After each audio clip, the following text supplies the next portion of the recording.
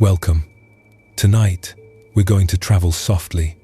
For the next 3 hours, you don't have to try, fix, or remember anything. Let the words pass like a quiet train in the distance while you rest on a calm platform. If sleep arrives in a few minutes, that's perfect. If you linger awake for a while and then drift, that's perfect too. There's nothing to achieve here, only rest.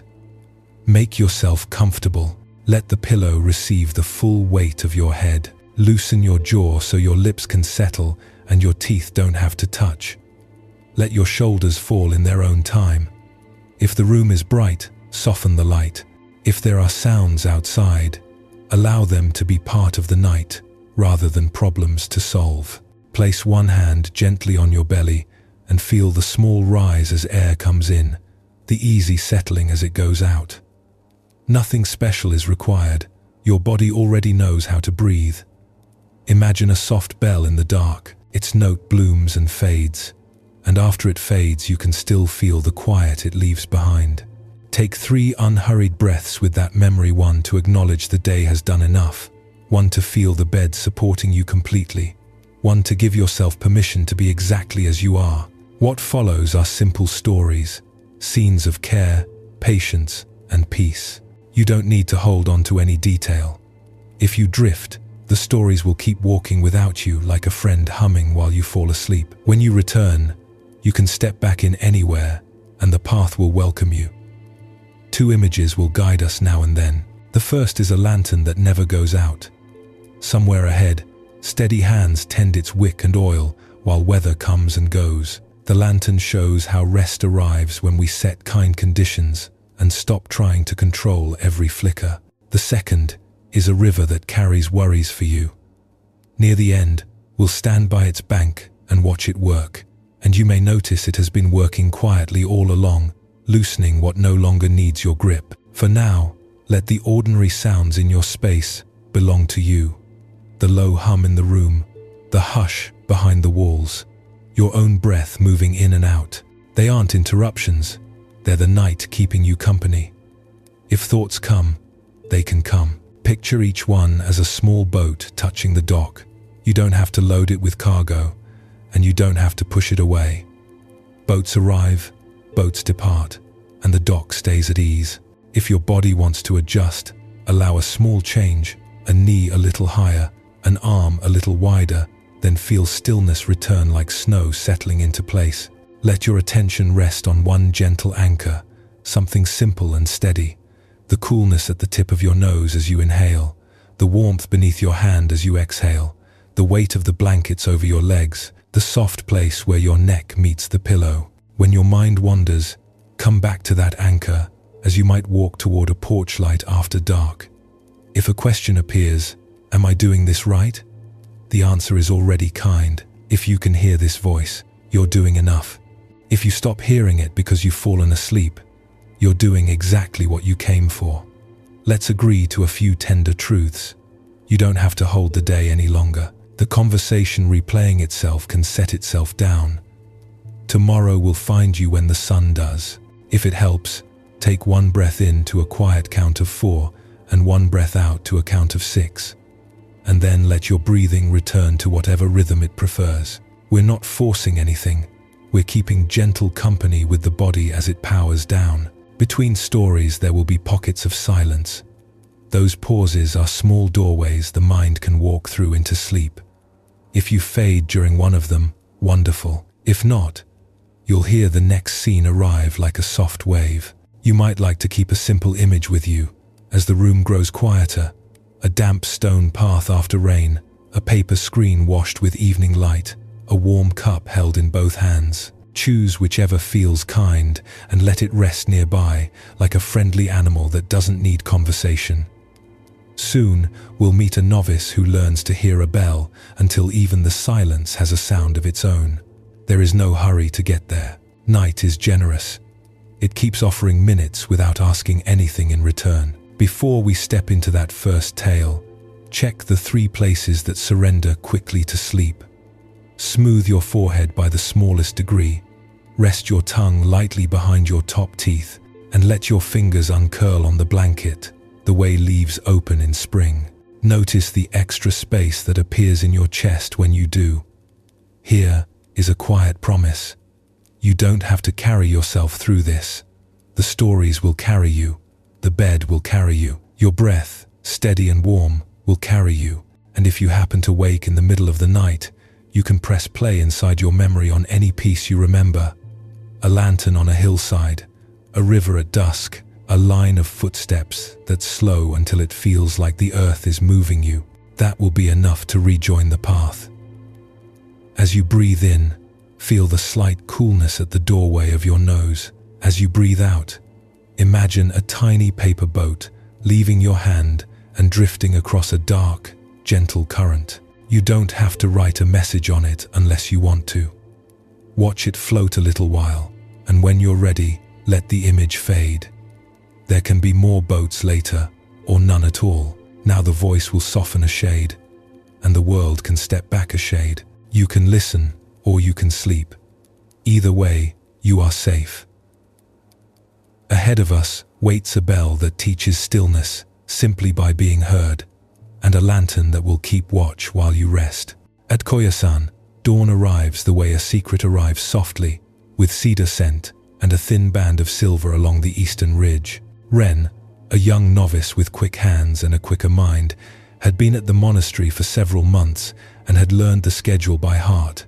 Wake before light, wash in cold water, file into the hall, bow, sit, breathe. He knew the order, but not the quiet those steps were meant to open. Each morning, when the bell sounded 3 deep notes that rolled through mist and trees, Ren would hurry past it as if the bell were only a signal and not a world. He always ended up on his cushion with a chest tight as a fist and a head full of swarming thoughts. Master Sora noticed. He noticed because Sora noticed everything: how Ren's sandals scraped a fraction too fast, how his breath grew shallow when the hall went still, how his gaze jumped between other students to check if he was doing it right. One morning, after practice, Sora found Ren sweeping the stone path, pushing leaves into neat piles, the broom moving with more zeal than attention. "Ren," Sora said, "tell me what you hear at dawn." "The bell, Master," Ren answered without looking up. "It means I should hurry." Sora waited long enough that Ren finally raised his eyes. What if the bell doesn't mean hurry? What if the bell means listen? Ren wanted to prove he was not careless. "I do listen," he said. "I hear it clearly." Sora's expression was kind but unswayed. "Tomorrow, when the bell sounds, do not move until the sound has completely finished with you. Don't name it. Don't analyze it. Let it pass through every part of you it wants to visit. Then come to the hall." Ren felt the familiar blend of resolve and doubt. He bowed. "Yes, Master." The next morning was colder. Fog braided between the cypress trunks and beaded on the prayer ropes. Ren stood in the courtyard, where wind carried the bell most cleanly. He set his feet shoulder-width apart and let his arms hang. When the first strike came, it arrived not as a command, but as a round, living thing. A tone that opened like a door into a larger room. Ren had always heard the surface of it, the bold note that any ear would catch. But now, not moving, he began to notice a brightness riding on top, a thread of silver that shimmered and thinned. Beneath it, a low hum went on, steady as earth. Between them, faint after rings stepped down like stones in shallow water. The tone swelled, softened, and spread until it seemed to vibrate not only in air but in his sternum, in the bones beside his ears, in the spaces between his fingers.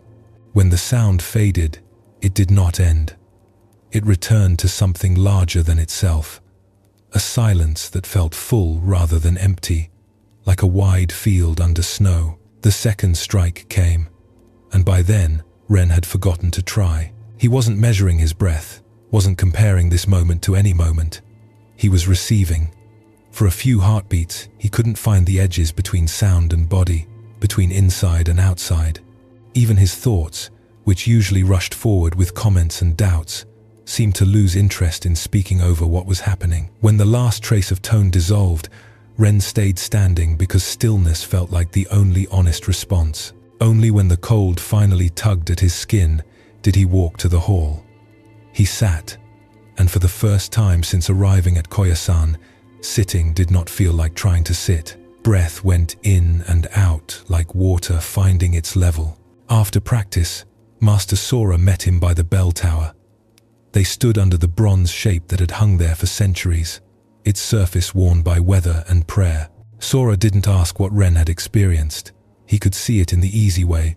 Ren held his shoulders, in the absence of hurry from his face. "What did you learn?" he asked anyway, because sometimes a person needs to say it to hear it fully. Ren took time. "I thought I needed to make stillness," he said at last. "But the bell, it showed me I only needed to stop getting in the way of it." Sora nodded. "Good. The bell is generous. It gives its whole self and then returns to quiet without regret.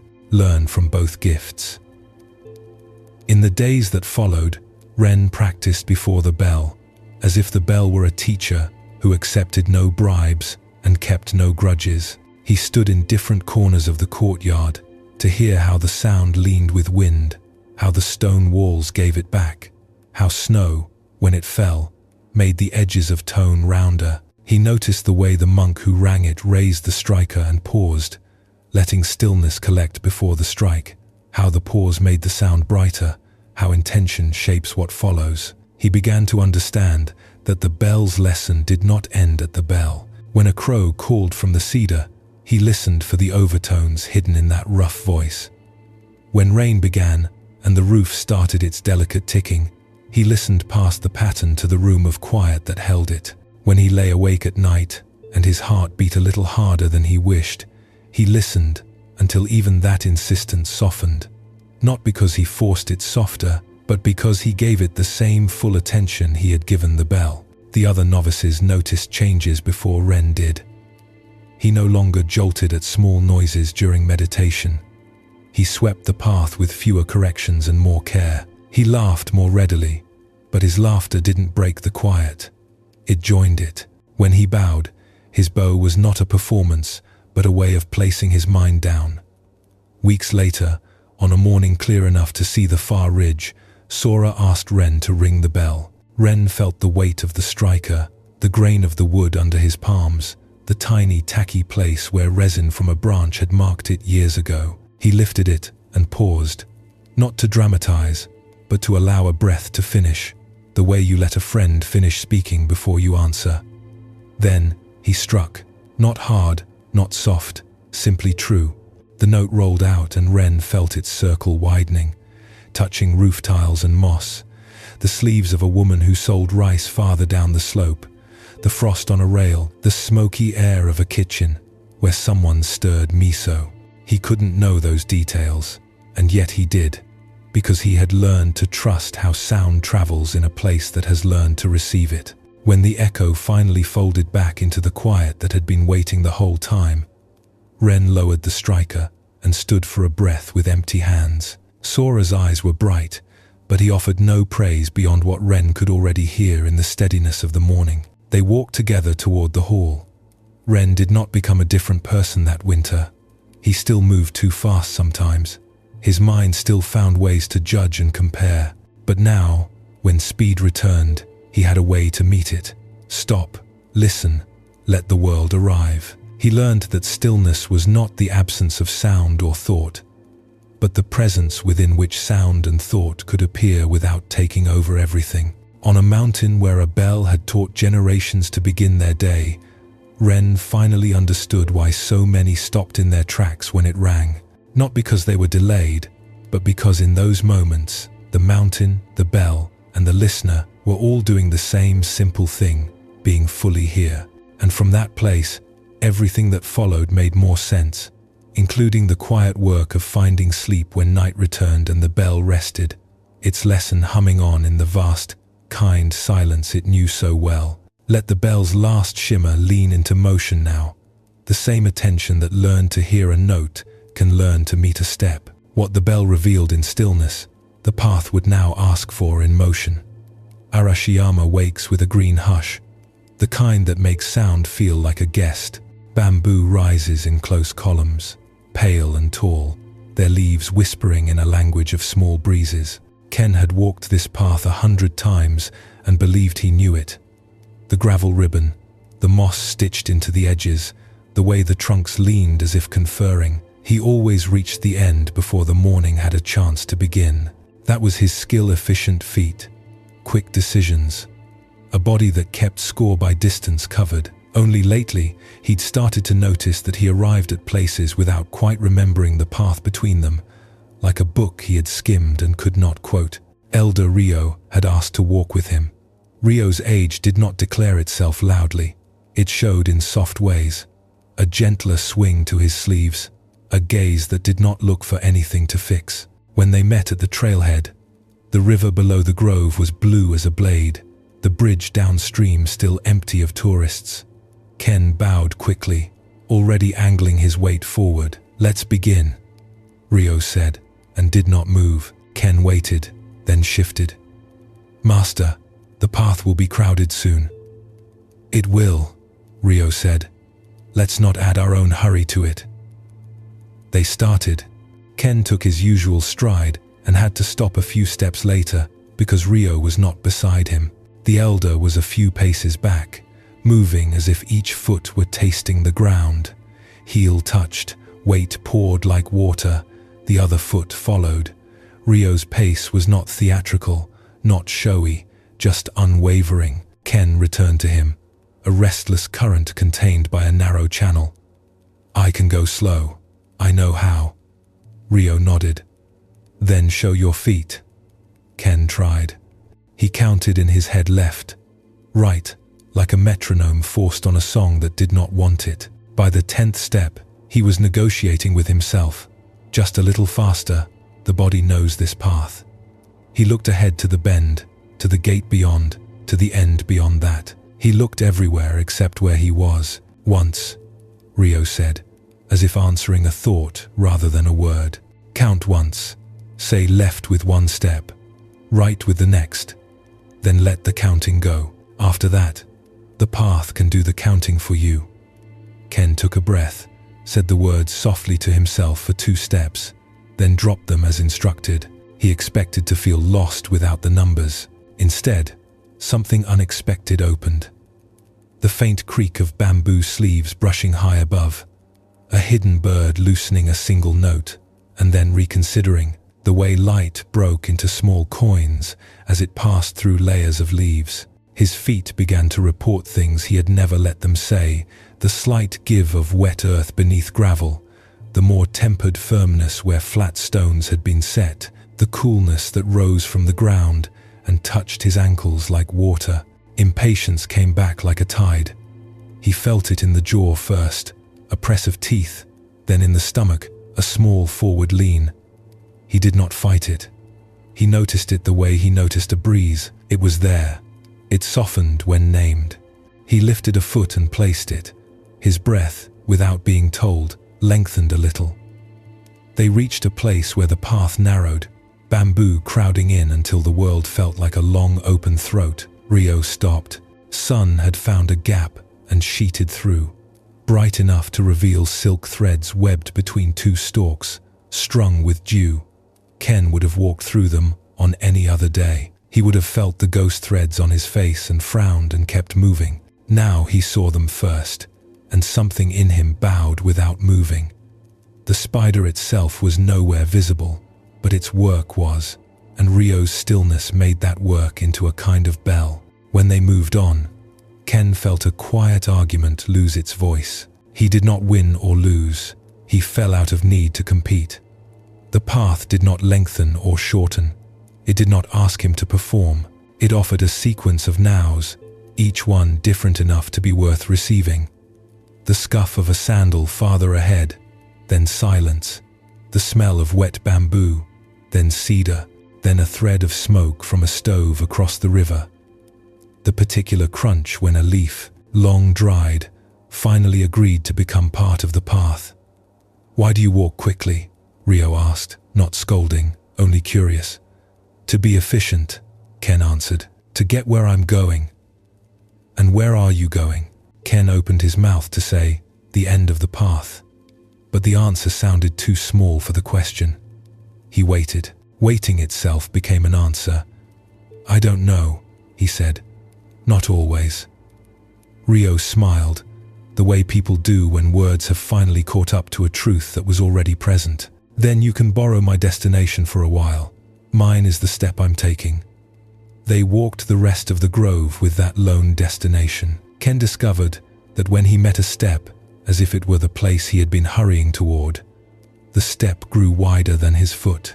It included the bamboo and the light and the distant hammer of a carpenter across the Katsura River. He did not feel slow. He felt accurate, as if his body had been misreading a scale and had finally learned the units. At the edge of the grove, Rio paused again. The bridge had begun to fill. The river below moved with its usual patient strength, making its thousands of small agreements with stone. Ken realized he wasn't tired, though he had taken twice as long to walk the path. He wasn't buzzing with triumph either. He felt plain, grounded, capable of doing the next thing without twisting himself into a knot to do it faster. Rio led him down to the water and sat on a low wall. "This is not a trick of tempo," he said. "If you slow down to acquire virtue, speed will argue with you until you submit.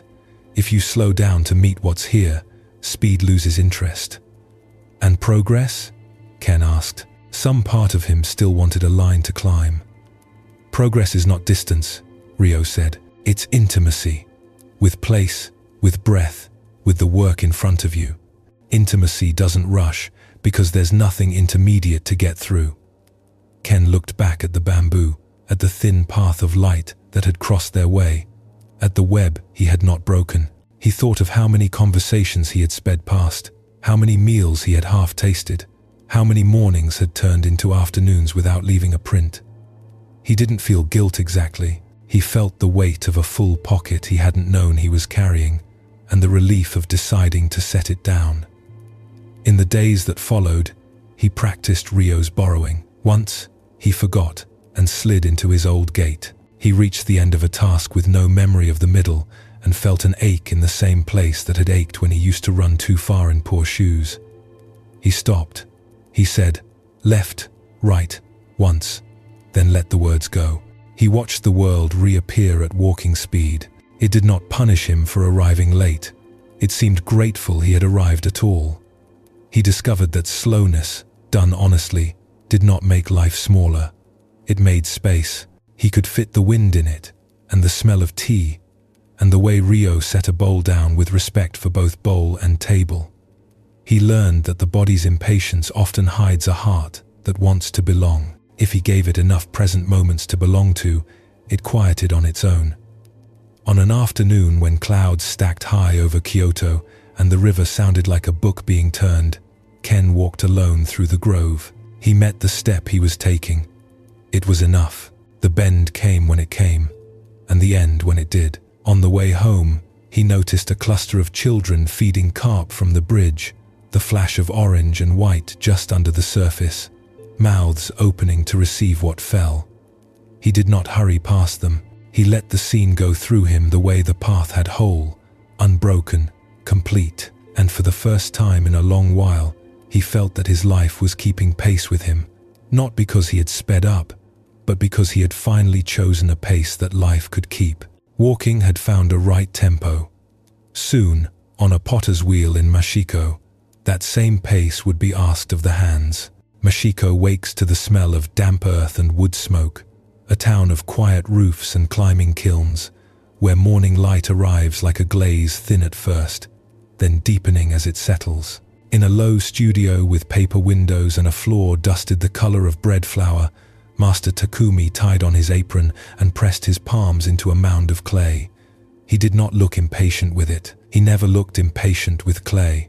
It had its own weather, and he had learned to wait for it the way you wait for rain you cannot cool down by staring at the sky. Mira stood near the wheel, sleeves rolled, a strand of hair freed by steam from the kettle. She was quick with tasks others avoided, stacking wood, sweeping, wedging.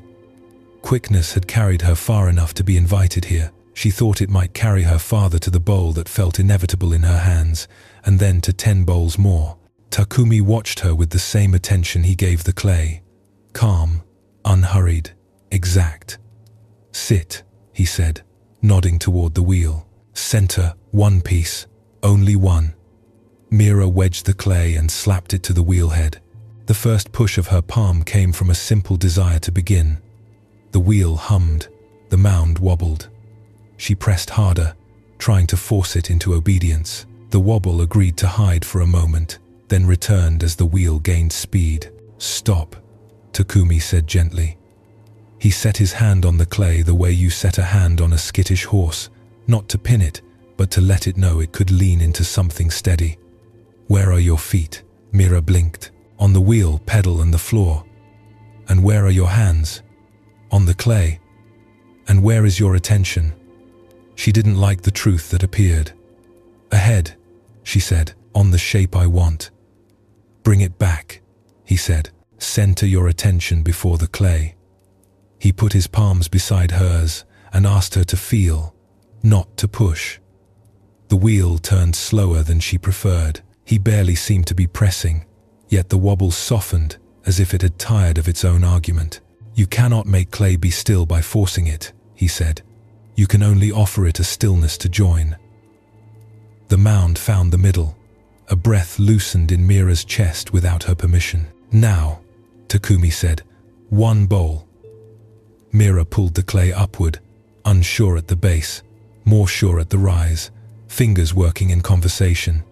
Inside hand speaking, outside hand listening. She was surprised by how much of the bowl arrived through not doing, how pausing kept the wall from thinning to panic, how softening her wrists made the curve more honest. Where she had expected control to be the main ingredient, she discovered attention, doing a different kind of work, giving room, finding balance, choosing the smallest necessary correction, and then letting it be enough. Stop, said Takumi, at the height that tempted her to go higher.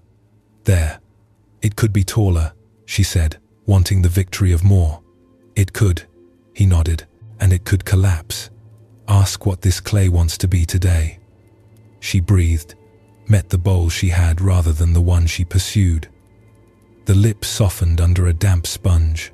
The line of the profile made a quiet argument for itself, nothing dramatic, just true. Mira lifted her hands away and felt the small shock of seeing something that had not existed a minute ago and now did. Takumi cut the bowl from the wheel and set it aside. He did not rush the next lump onto the wheelhead. He stood still, as if listening for something Mira couldn't hear. Again, he said, but his voice did not make it sound like repetition. It sounded like continuing a sentence worth saying twice. As the morning brightened, the studio filled with small worlds. No two bowls were the same, not because Mira lacked precision, but because precision, she was learning, included the humility to let differences stand. A thicker foot on one, a slightly wider shoulder on another, variations that felt less like mistakes and more like accents in a language she was only beginning to speak. She tried to hurry once, to catch the feeling of a good pull and ride it into speed. The clay returned its answer by listing like a ship. She reset, slower than pride liked, quicker than fear demanded. After lunch, Takumi led her to the trimming table. He turned a dry bowl upside down and anchored it with soft clay pads. We spend the morning saying yes, he said. Now we learn to say no. He centered the form under the trimming tool until the whisper of cutting became even. Thin ribbons fell in a spiral, each curl making the bowl more itself by taking away what it did not need. A foot appeared, not added, but revealed. Mira tried. Her first ribbon came away uneven, then a good ring, then a scrape that bit too deep. The bowl wobbled in protest. Listen with your fingertips, Takumi said. If you trim by vision alone, you will overcorrect the places light can't show you. He touched the curve with 3 fingers, eyes closed. Let your hands see. Later, in the small glaze room, color waited in quiet buckets. Takumi did not speak the names of the glazes, as if they were secrets. He spoke them the way you say the names of friends you trust to behave like themselves. Ash would run if indulged. Shino would blush near flame. Tenmoku would go tonight if fired hot enough. Mira dipped and lifted, learning the speed at which a skin forms across a surface, the angle that gave an even coat, the patience to let the last drop fall back into the bucket instead of dragging a tail down the side. Afternoon leaned toward evening. They stoked the kiln, a low dragon of brick that had swallowed generations of bowls and returned them wiser. Fire made its private calculations, moving through chambers, reading oxygen, the way a potter reads the weight of a wall. Mira fed wood until the cone bent to yes. They waited on stools beside the warm mouth, Takumi silent in a way that felt companionable rather than severe. "Why one bowl?" Mira asked at last. "Why not 10 if I can manage them?" Takumi answered without turning his head. "1 is the number honesty prefers. If you make 10, you will be tempted to copy your best moment instead of finding it again. If you make 1, it will tell you everything you need to make the next." Mira looked at her hands, dry at the knuckles, clay still in the moons of her nails. She remembered the urge to go higher, the relief of stopping where the form belonged, the ribbon of trimmed foot releasing weight she hadn't noticed she was asking the bowl to carry. She felt something shift in her idea of speed, not a condemnation of it, but a rearrangement. Speed, she realized, is what happens when nothing extra is added, when each move lands where it should the first time. That kind of speed grows from patience, not from hurry. They shut the kiln and wrote the firing hours on a scrap tacked to the wall. Outside, Mashiko's evening had gathered, smoke from distant chimneys braided with mist over the fields. Takumi washed his hands in a tub and watched the water cloud, then clear as the heavier clay settled. "One bowl is a world," he said, "but only if you let the world into it, the weight of your breath, the steadiness of your attention, the kindness of stopping when it's time." Mira stacked the bats to dry and stood for a moment by the door. In the dim yard, a shallow basin caught roof drip from the studio's eaves. Each drop made a sound small enough to miss if you were thinking of tomorrow. She listened the way Takumi had asked her to feel without adding. The surface answered with rings that widened and then returned to rest, accepting everything and holding nothing. The wheel's quiet circle had taught her to pace her hands. Soon, a river would teach her how to let go. By the time Mira reached Uji, the air already tasted faintly of tea. Hillsides stepped away in tidy terraces, pale green with new leaves, and the river ran clear as a blade, threading under the old bridge and curling around gravel bars like a long, unhurried breath. After days at the wheel and a night of tending fire, she had come with nothing scheduled but walking beside water. In the pocket of her jacket, she carried what she had not planned to carry, a small weight of river stones she'd picked up on different mornings without thinking, one for the feel of its smoothness, one for the way it caught light, one because a day had been difficult and the coolness had comforted her. They made a quiet clink when she shifted, as if reminding her they were there. She followed the bank, where willows leaned in to listen. Children played at the shallows, throwing bread to carp that swarmed and opened their soft, surprised mouths. Farther along, a woman in a faded indigo apron rinsed bamboo baskets in the current, setting them upright to drain. Mira watched the way the river handled everything it touched, quick around stone, slow in a pool, bright where it thinned, dark under a leaning cedar. Nothing resisted for long, nothing kept shape, except by balancing with what moved it. Near the Phoenix Hall across the water, an older woman sat on a low bench with a straw hat in her lap. Steam rose from a small lidded cup beside her, and the smell was sweet, green, and faintly roasted. "Sit," the woman said, without surprise, as if she had been expecting exactly one traveler to pass and pause. "Tea only tastes like this beside this river." Mira Saturday. The woman poured from a tiny pot, one breath of liquid in each cup. The heat held her fingertips, and the scent lifted something in the back of her throat that felt like the first time she understood a word in a new language. They drank without speaking long enough for the river's sound to become a companion and not a backdrop. "What brings you?" the woman asked at last. "Clay," Mira said, and then, because that seemed incomplete, and learning not to hurry. The woman smiled as if pleased by two things at once. The river is good at both shaping and refusing to hurry.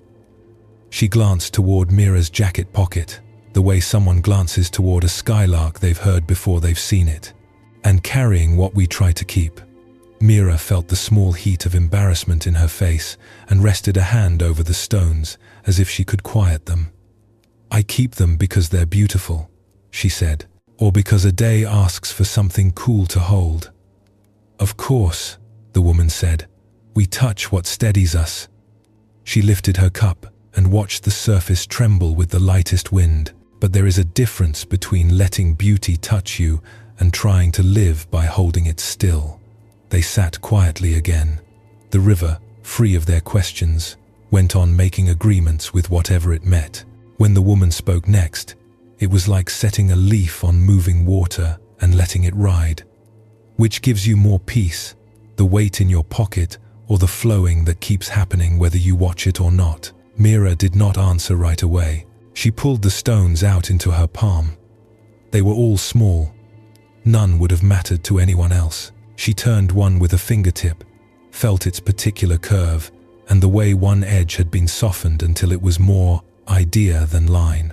She thought of her hands at the wheel the day before, how a bowl had appeared when she quit, trying to make it taller than it wanted to be. She thought of the trimming ring that had fallen like a ribbon, revealing a foot by taking away what was extra. How many extra weights did she carry simply because they had once felt helpful? Without being told, she walked to the edge where the river lapped in an easy, steady pattern. She did not make a ceremony of it. She chose one stone, the one she had picked up, on a day when she could not decide anything, and set it into the water.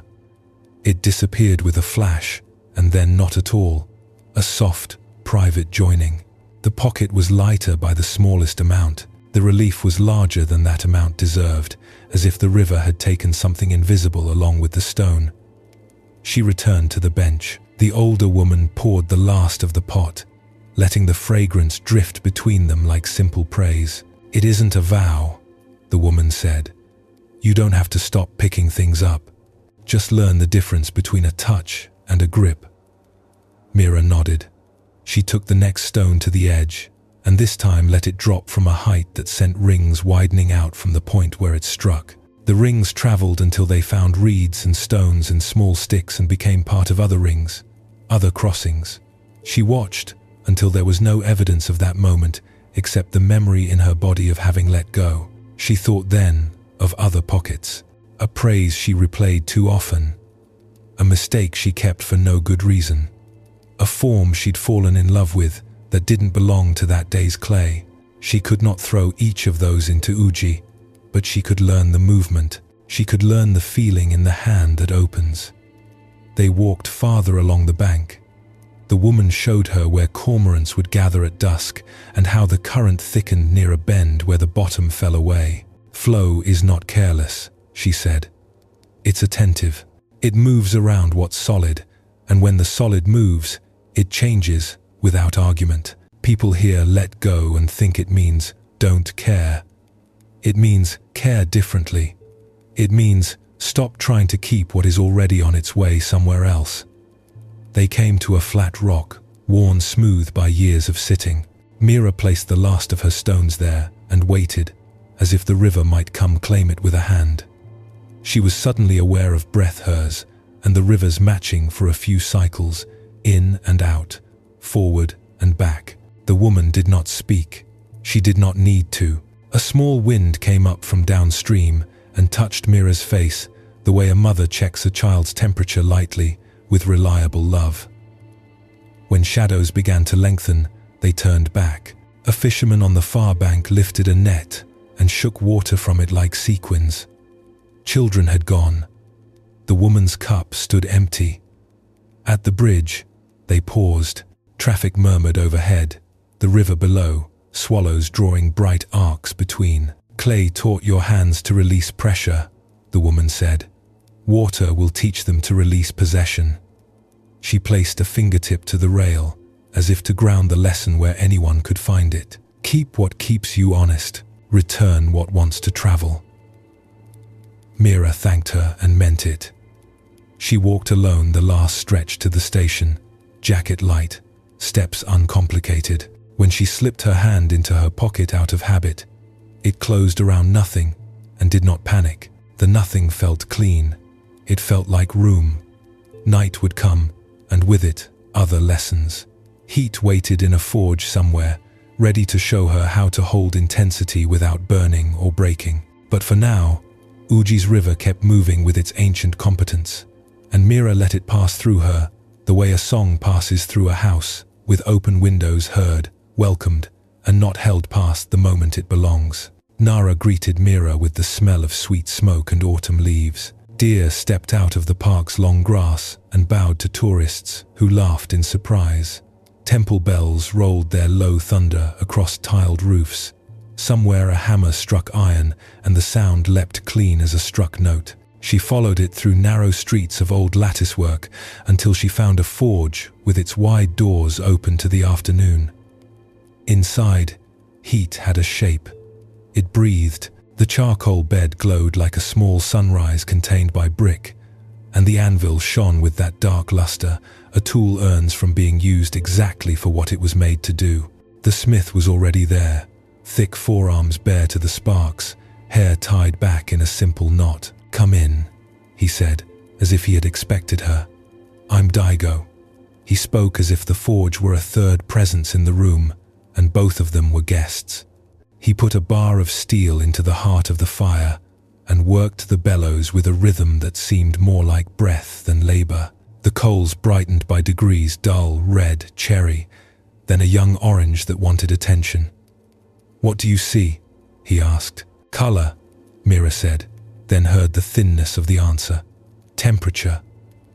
Daigo's mouth turned with amusement that included her rather than laughed at her.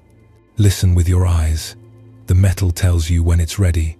If you strike before it's ready, you bully it. If you wait too long, you waste its softness. The art is the conversation in between." He drew the bar out and set it on the anvil. "Lift the hammer," he said.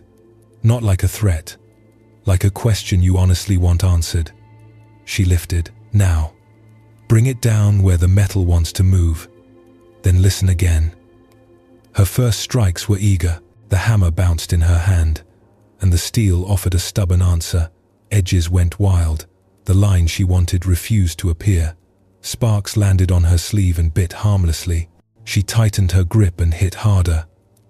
"Stop," Daigo said, not loudly. He picked up the bar and put it back in the fire. "You're trying to win an argument with something that will be easier to persuade in 10 seconds. They waited. The seconds lengthened. The metal brightened. Mira felt the itch to pull it early, the old tug of hurry that had softened at the wheel and thinned beside the river and now returned in a new costume. She watched Daigo's hands rest on the tongs with a patient competence that did not need to prove itself. When the color reached a tone that felt like a held breath, he nodded. She struck again, lighter. The bar answered differently, almost politely. It stretched where she asked instead of where she insisted. The anvil sang back, and in that ring, she could hear whether her blow had landed true. "Lift like a question," Daigo repeated. "Come down like an answer. Then listen for what the answer changes in the next question." They worked until a shape began to appear. A simple blade for a garden knife. Nothing heroic. Something that would live a useful life. Mira learned to move the metal from the thick toward the thin rather than random places her hand preferred. She learned the feel in the wrist that meant one more blow would do and the next would undo. When the bar cooled to red, it resisted. When it dulled to black, it sulked. Back to the fire, breathe, begin again. "Heat is honest," Daigo said during one of those small interludes when they stood and watched the bed go brighter. "It shows you what's in the metal and what's in you. If there are impurities, heat brings them up. If there is hurry, heat will make it brittle." He let her quench the blade the first time. "Down," he said, and she lowered the steel into the oil. Bubbles climbed in a furious rush. The smell rose sweet and old, The hiss lined the moment with a clean certainty. She lifted the blade out, black now, hard as it would ever be. "Sharp," Daigo said, "and useless if we stop here." He set the blade on a low steel plate above the coals, far from the heart of the fire. "This is tempering," he said. "We give back some softness so it won't snap the first time the world argues with it." She watched the colors bloom along the ground surface, pale straw, then deeper, then toward purple if you were careless. At straw, Daigo lifted the blade and let it cool in air. "Strength without flex breaks," he said simply. "Heat teaches that. Life repeats it until we learn." An apprentice on the far side of the room cursed when a rivet seized in the tongs. The sound crackled through the forge like a spark trying to light tinder. Mira glanced at Daigo, remembering the stories she'd heard of masters whose temper matched their fire. He didn't bark. He didn't ignore it. He crossed, looked once, and said, "Pause. Breathe through your palms."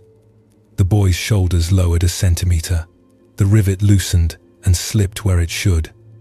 Daigo returned without ceremony. "Anger is trying to be useful," he said, as if continuing a single thought. "It points at care. But it's a poor hammer. Use it to see what needs attention, then put it down and pick up something better."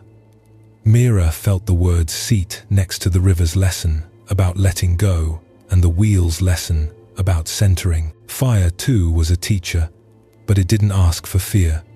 It asked for clear seeing and steady hands. She found herself matching her breath to the bellows, not because Daigo told her to, but because it made the work accurate. Heat up, breath in, strike true, breath out, return to fire, wait, begin. Between heats, the metal needed to normalize, glow and cool to release hidden strains before the next push. Between efforts, she needed the same. She noticed how even 3 quiet breaths changed the quality of her next decision. They ground an edge after dark, with the door still open to the night. Nara's deer walked silent streets. The pagoda lifted its tears into a blue-black sky. A night bell answered itself across distance. Mira held the blade to the stone and learned that sharpness is made at the angle you can repeat, not the angle you admire. Sparks feathered away like fireflies. When they stopped, the knife looked unremarkable in the hand, which is to say, ready to work. "Take it," Daigo said, offering the handle. "Use it in a garden sometime. See if it holds an edge. If it chips, bring it back, and we'll temper it again." He rinsed his hands in a bucket and watched the droplets lift steam from his skin. "The point," he added, "is not to never get hot. The point is to know how to meet heat without becoming hard in the wrong way." As she stepped out, the night had turned crisp enough to make breath visible. She walked through the park toward her lodging, the knife wrapped in cloth, warmth still tucked into her bones from standing near the forge. The day had showed her one more way attention becomes form, heat aligned to purpose, force shaped by listening, hardness softened just enough to endure. The wind moved through the pines with a low, bending sound, and she thought of trees that survive storms, not by refusing the weather, but by learning the angle at which a branch will yield and return. She would meet those trees soon. Tonight, she carried the small, tempered lesson of fire, a steadier edge, and the promise that strength and gentleness are not rivals, but partners that keep each other true. Snow comes early to Shirakawa-go, and even before the first flakes, the village feels as if its inhaling ropes tightened across steep thatch.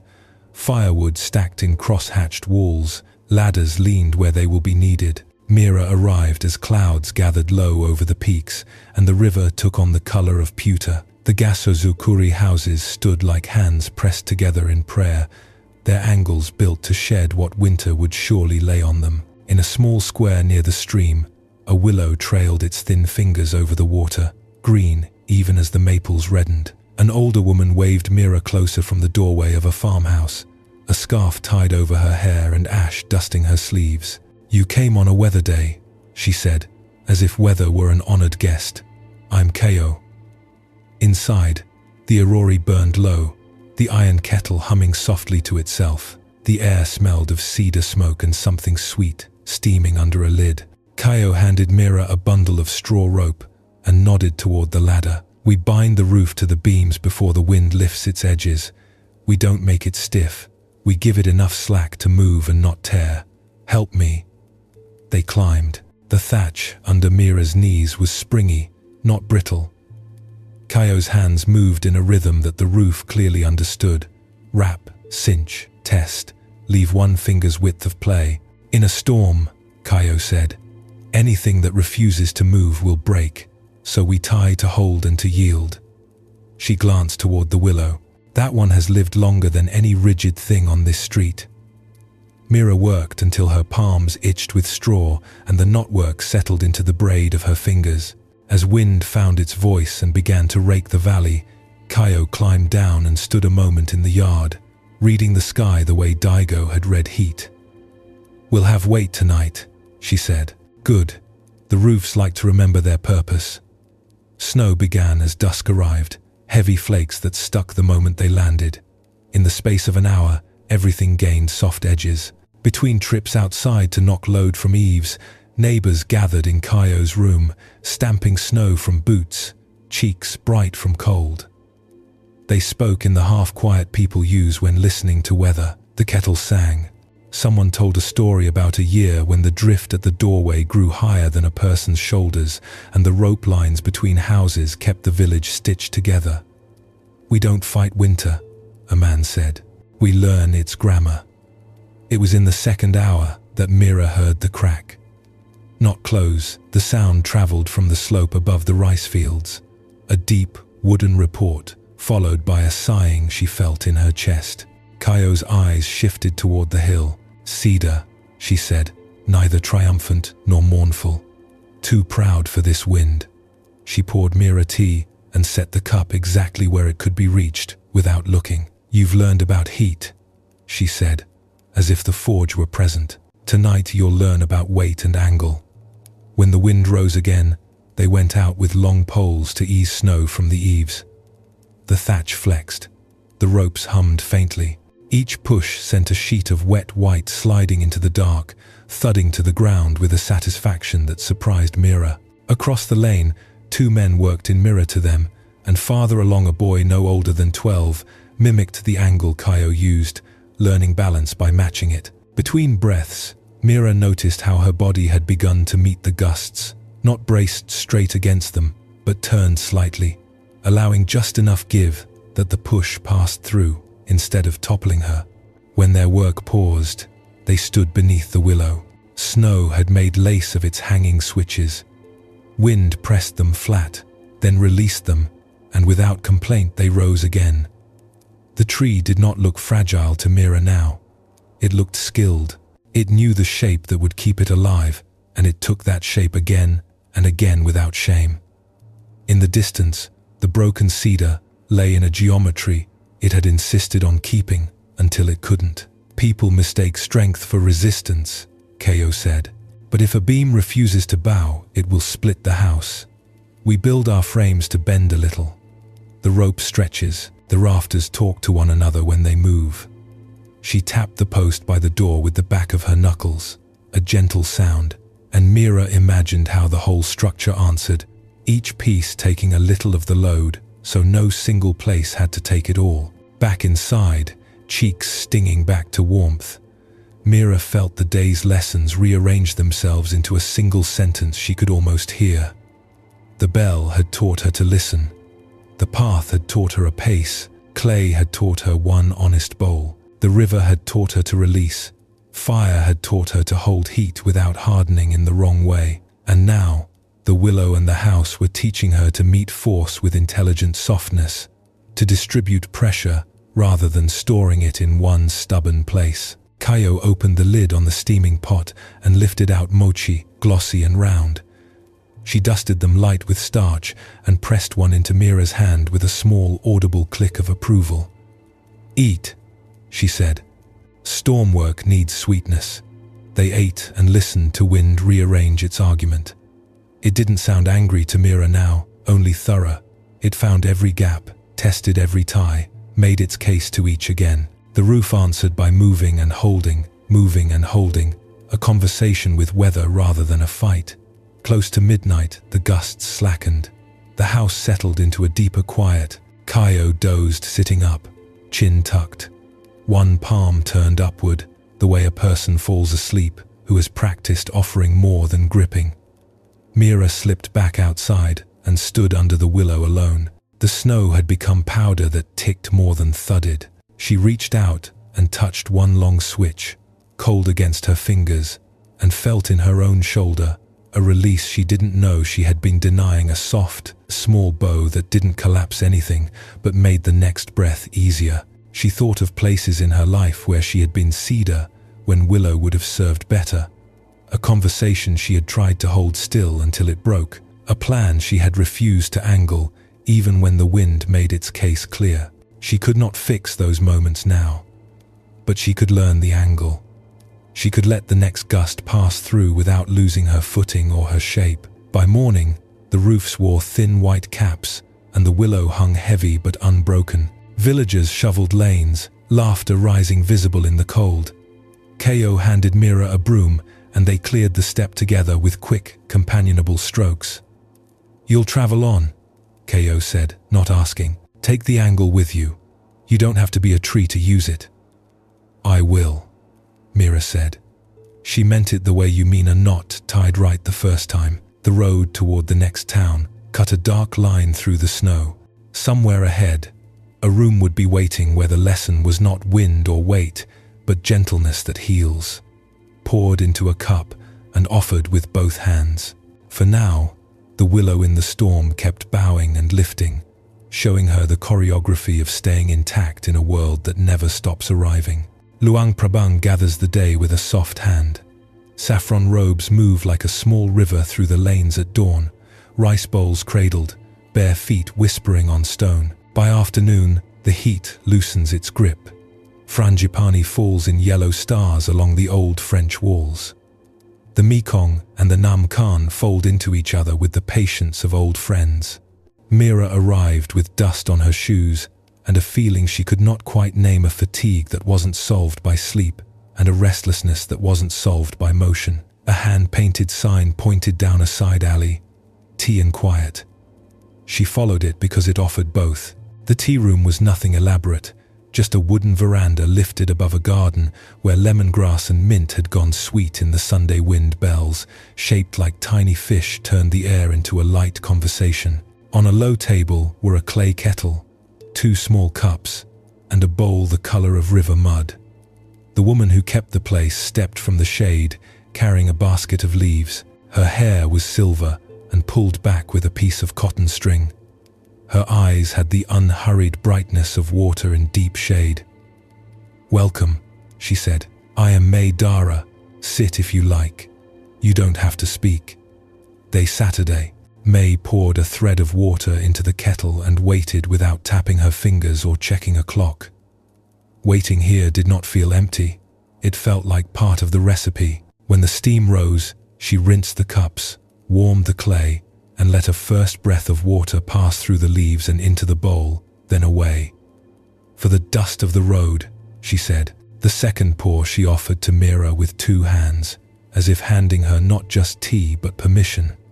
The cup was light and almost too hot to hold, which made her hold it carefully. The scent was green and sweet, with a hint of roast, the kind of smell that reaches a part of you that words don't reach often. She tasted. The first sip moved across her tongue and did not insist on anything. It opened and then disappeared, leaving a clean path behind. Without planning to, she exhaled more slowly than she had since the train. "You look like someone who has been carrying for a while," May said. Not as a diagnosis, but as a kindness. "I've been learning," Mira said, "and moving. When I stop, the thoughts keep going. When I go, the body keeps asking to stop." May nodded, the way a person nods when they've seen this pattern 100 times and respect it every time. "Where in your body do you feel the carrying right now?" Mira was used to being asked what she thought. Being asked where it lived made her look down and listen. "Here," she said after a moment, touching the place just below her sternum, a knot. May didn't rush to loosen it. She refilled the kettle and lifted it off the flame at the point where the first big bubbles were about to form. "Let's keep it company," she said. "You don't have to make it change. Just sit with it while we drink." They drank in small sips, with long spaces between. A gecko called from the wall and then decided it had said enough. Cicadas wound up and quieted like an engine finding neutral. Somewhere beyond the garden, a novice laughed, a sound like a bell that had been surprised into ringing. Mira placed both hands around her cup and let the knot be exactly as it was. It didn't fall apart, but it didn't tighten either, as if a tension were a warm cloth, soothing a muscle that had been clenched for too long. "People come asking for cures," May said. "Cures are for things you can remove. Healing is different. Healing is what grows when something is seen fully and then given what it needs: rest, warmth, the right kind of silence." She looked not at the knot, but at Mira's face. "Who helps you carry?" "I'm not sure I let anyone," Mira said. Saying it out loud felt like putting down half a basket. "Here," May said, pouring again.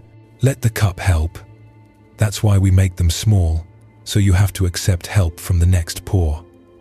Mira smiled, a small, unguarded thing that felt like it belonged to her. "You do this with everyone?" she asked. "With whoever arrives," May said. "I used to practice medicine with instruments and prescriptions. They had their place, but I learned that many pains shrink if they don't have to be held alone." She turned the cup in her hand. "Tea is good because it gives the hands something gentle to do while the mouth decides whether to speak." Mira spoke a little. Not the biography, not the list of events. The simple weather of the last months, the thrill of starting to make things that felt true, the ache of not knowing when to stop, the way praise can become a weight you have to drag behind you, the way mistakes are heavier than they need to be when you tuck them into your pocket instead of laying them down. May did not fix any of it. She nodded sometimes. She added water when it was needed. Once she asked, "What would this look like if it were already a little better?" And then let the question sit like a seed. "It would look like sleep," Mira said finally. "The kind where you wake without the noise already running." May's mouth softened. "That kind you don't chase. You set the table for it and let it come when it is ready." She showed Mira how to breathe as if she were pouring. Lift, pause, pour, rest. Most people breathe like they are in a hurry to finish. You are allowed to taste it. They didn't empty the basket of leaves. They stopped while there was still sweetness left. "Everything works better if you don't wring it dry," May said, standing, "including days." They walked to the edge of the garden, where a narrow set of steps looked over the Namkhan. 2 boys were balancing on a bamboo bridge, arms out, learning the agreement between foot and sway. Light slid along the river and didn't insist on staying. A boat moved without noise against the current because the person rowing had learned the angle. "Take this," May said, pressing a small packet of tea into Mira's hand, "not to hoard, to share with someone who needs a quiet place to land." "Doesn't everyone?" Mira asked. "Some days," May said. "Other days they can lend you their cup." On the walk back into town, the knot did not vanish like a trick. It changed texture. It felt less like a stone and more like a hand that had been gripping for too long and was now learning to open. The evening market lit its strings of bulbs. Steam lifted from soup pots in soft clouds. A monk tapped a wood block and was answered by another across the street. Mira felt held by a city that had learned how to be both awake and gentle. She slept that night with the windows open, the river moving like a slow breath below. In the morning, she would head north again, toward a colder place where fields wait under snow, and certain seeds need the long winter to become what they are meant to be. For now, tea had done what tea can do when offered with presence. It had made room, so the body could rest and the mind could remember that help is a kind of medicine. Sapporo met Mira with a sky the color of pewter and air that tasted faintly of iron. Snowbanks along the lanes kept their own quiet, shaped by wind into soft ribs. She had come north because something in her wanted to understand what it means to grow when the world looks asleep. Markets were sparse, footsteps careful, and yet the city felt awake in a different register, as if activity had moved under the surface the way sap does when trees stand bare. Out past the last tram stop, where allotment gardens slept under white quilts, a small farmhouse leaned against a line of birches. Smoke rose from a short chimney in a single patient braids. An old man worked in the yard with a wooden tray and a bowl of fine sand, a wool cap tipped back on his head. He looked up as Mira approached, his face creasing into a welcome that felt like stepping indoors. "You're just in time," he said. "I'm Okada. Come help me plant winter." She laughed before she could stop herself. "Plant winter? Plant into it," he corrected gently. "Some things can't learn their work any other way." He handed her a pair of mittens, lined with something that remembered warmth. On the tray lay small coin envelopes labeled in a tight hand: primula, bellflower, wild carrot, edelweiss. He poured a pinch of seed into his palm, and it sat there like dark dust, almost nothing. They walked to a low bed, edged with stones you could find even when the world went white. Okada scooped back a thin layer of snow with a flat board and revealed soil that held its own cold breath. "We're not asking them to sprout," he said. "We're asking them to sleep differently." He sprinkled the seeds over the exposed earth, then sifted sand so fine it felt like a second weather. "Freeze and thaw will open what needs opening," he went on. "Cold will quiet the parts that should be quiet. When the light is right and the ground loosens, they will know." Mira felt the tug to ask how long. She didn't. She had learned the shape of that question in other rooms. Instead, she watched the careful economy of his hands. No waste, no flourish. He covered the bed again with snow, erased his own work, and planted a small stake at the corner with a date written on it, as if to tell time where to look when it returned. Inside, steam gathered at the kitchen window and wrote its fleeting script on the glass. Okada's granddaughter Aya poured barley tea and set out pickles the color of late summer.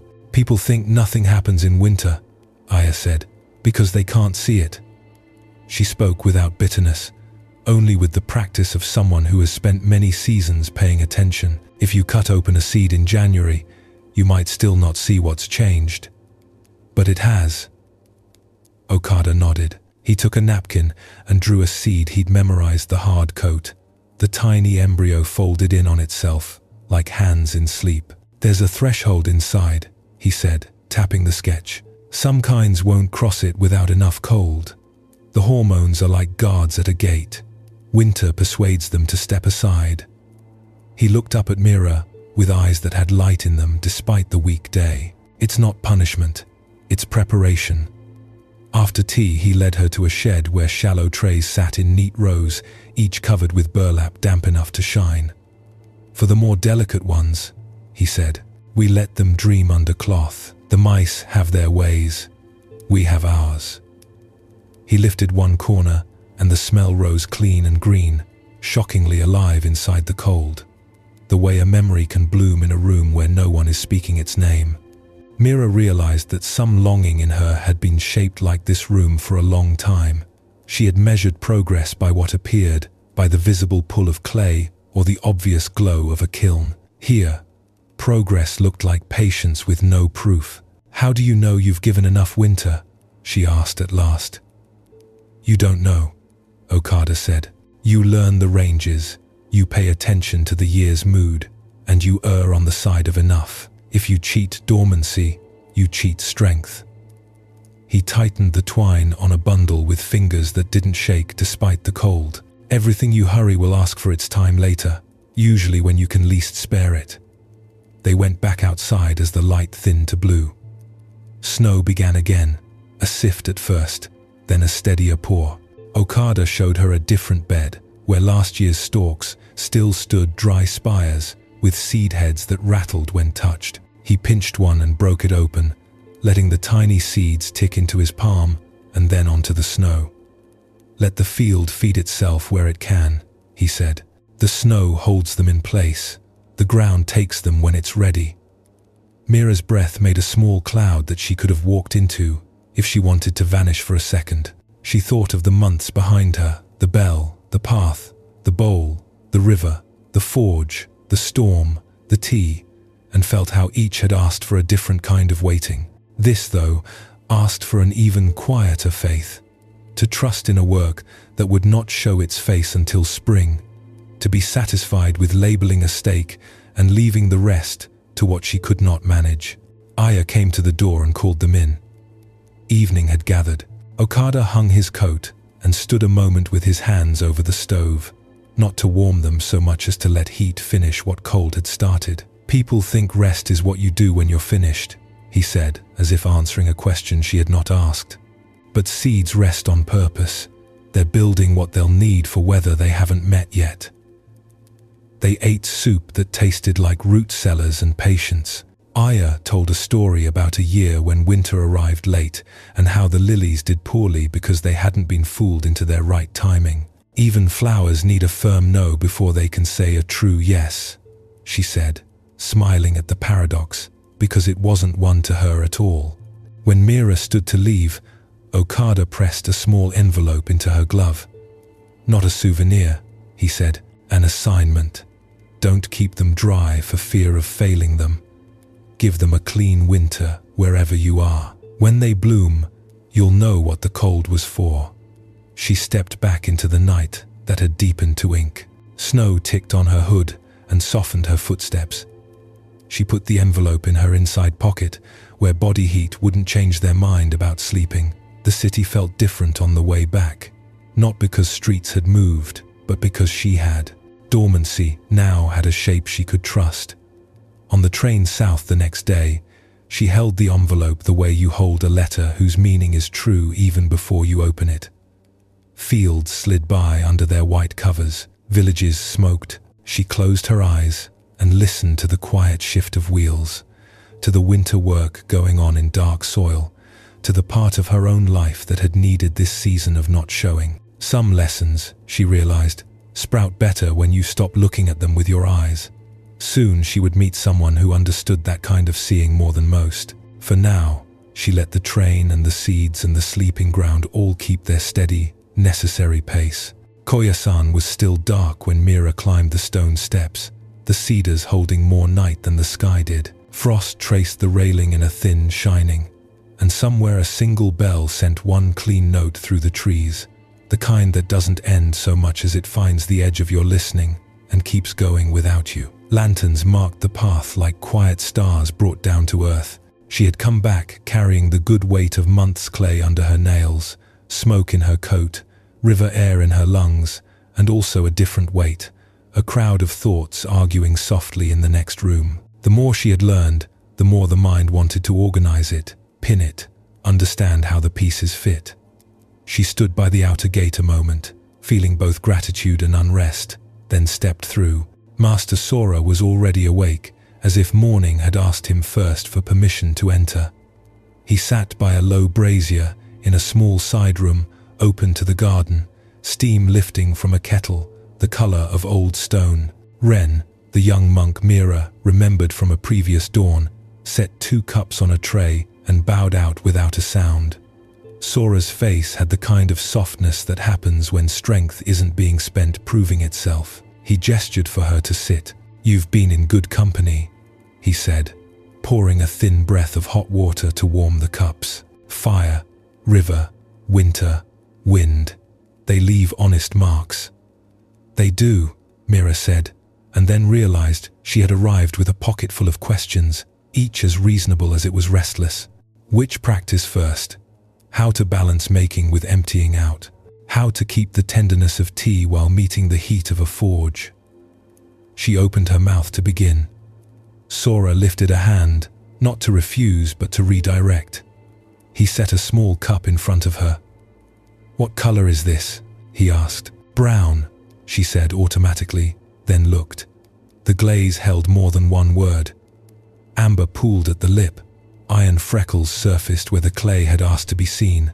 A warm shadow lived in the curve. Honey, ash, earth. she corrected softly, surprised by the way noticing felt like breathing. Sora nodded, as if they had agreed on something important. And the air on your face? She hadn't considered it. She let her skin answer. Cold at the edges, she said. But it's a kind cold. It keeps you awake, not away. And the loudest sound right now. She closed her eyes. The bell had gone to memory. What was here? The thin thread of water somewhere in the garden. A fountain feeding a stone basin. A crow, 2 trees over commenting on the day. The small hiss of the kettle making its case. Water, she said, steady, like someone who's never been late. Sora smiled. Good, you see, hear, and feel, without asking the world for an essay. He poured tea and let the steam move between them. Now take 1 sip. Don't describe it to yourself. Let it pass through. She did. For one moment, nothing in her reached to name, and the body thanked her with a long exhale she didn't plan. The knot below her sternum, which Luang Prabang had already loosened, uncurled another finger. Most questions are good, Sora said. They build bridges. But some questions are the feeling of a cup that keeps being filled without being tasted. He turned his own cup slowly in his palm. If you drink, the hand that wants to ask relaxes. It has already received. Mira laughed a little. Not because anything was funny, but because relief sometimes looks like laughter. I came ready to ask about how to weave all these teachings together. Perhaps begin by not weaving, he said. Begin by seeing the threads. 1 sip, 1 breath of morning, 1 sound of water. Answers that can be lived arrive through the same place as the taste of tea. He stood, and they stepped into the garden, the frost stitching light into every moss. Sora did not explain the path, he walked it. Their sandals made a low, agreeable noise on the gravel. At the purification basin, a bamboo pipe poured a clear line into the stone. He didn't tell her to wash. He dipped the ladle and let the arc of water show its own clean geometry. The sound had a shape too, and once she noticed it, she could hear the difference between impact and flow, between what arrives and what continues. When the mind gets busy collecting, Sora said, invite it to 3 witnesses: cup, air, fountain, taste, feel, listen. Not every answer will appear, but the part of you that needs an answer will soften enough for the day to begin. They sat again, where the brazier kept a small circle of warmth intact. Ren brought fresh water and set the kettle back on the coals as if returning a child to bed. I forget, Mira said quietly, that awareness itself is already simple. I make it complicated trying to understand it. Sora's eyes brightened, pleased not with himself for teaching, but with her for recognizing what was already hers. The sky is not improved by our diagrams, he said. Look up. She did. The cedars were drawing the first blue out of the night. You can learn names for colors forever. You can also step outside and let morning touch your face. One can nourish the other. Just notice which one brings you peace first. She told him about the winter seeds sleeping in her pocket, about the knife tempered back from brittleness, about the willow that had shown her how to bow and stand in one movement. She told him not as proof of progress, but like placing small stones on a low altar to remember something true. Sora listened, the way good ground listens. Nothing fell through, nothing bounced back hard. Keep tending, he said when she finished, but do not tend your thinking about tending more than you tend your life. He poured a last cup, then left a little tea still in the pot. Leave some sweetness, he said, for the next pour or the next person. A wind moved the bell just enough for its clapper to touch metal and change the air. Ren crossed the far edge of the garden, his steps a study in not hurrying. Mira stood to go with no rush in her feet. The questions hadn't vanished, they had changed weight. She could carry them as lightly as steam, or set them down as simply as a ladle. At the gate, she felt the morning rest on her face, the way a hand checks a child's health, gentle, discerning, sure. As she descended the steps, a lantern on a distant ridge burned steady against the last scraps of night. its flame small and exact in the cold. The cup had cooled, the air had woken her, the fountain kept saying yes. Somewhere ahead, a keeper of light would show her how to care without worrying it to death, how to support what already knows how to burn. For now, she let the bell's fading tremor become her next step, and then the next, nothing extra added. The sea was somewhere just out of sight, making the air in Kamakura taste faintly of salt and iron. Pines leaned toward a line of blue Mira couldn't yet see, and the path climbed in patient switchbacks toward a ridge where a small temple kept its eye on the coastline. On the landing before the main hall stood a bronze lantern taller than a person, its panels cut with cloud and wave, its base worn smooth by centuries of hands. Even in day, it held a live flame, steady as a heartbeat, the kind of light that seems to know its job without being told. The keeper met her before she reached the top step. She was slight and straight-backed, hair braided and wrapped, sleeves tied for work. "You came on a wind day," she said, as if naming a season. "I'm Etsuko." She didn't ask who Mira was or why she'd climbed. She glanced once at the lantern and then at the sky, reading what was needed. "If you've time, lend your hands. The glass wants cleaning before the weather changes." They worked without hurry. Etsuko lifted the bronze door, and Mira felt the gentle draw of warm air, the way a flame breathes in. Soot filmed the inner glass in a soft bloom. Etsuko passed Mira a cloth and a bowl of water that smelled faintly of citrus peel. "We polish to let the light do what it already knows," she said. "We don't polish to make it brighter by force." Mira wiped in small, slow circles until her cloth came away clear. Etsuko trimmed the wick with a practiced snip and pinched the ragged edge smooth. "Too long, and it smokes," she said. "Too short, and it stutters. It has an honest length, and it tells you if you're listening." She refilled the reservoir with oil, then checked the vents and the baffles that broke the wind's enthusiasm into something the flame could accept. "The design is wiser than either of us," she added, tapping the bronze with a knuckle. "Our work is to be on its side." When they stepped back, the light had changed without growing larger. It looked like relief looks on a face more itself, because nothing extra obscured it. Wind came up from the sea and tested the ridge. The lantern answered by moving its heat inside its shelter and continuing. Etsuko watched for a long, quiet moment, then nodded as if the flame had spoken, and she agreed. "Do you wake at night to check it?" Mira asked, already knowing something about her own habit of checking. "I wake because I am old," Etsuko said, and smiled.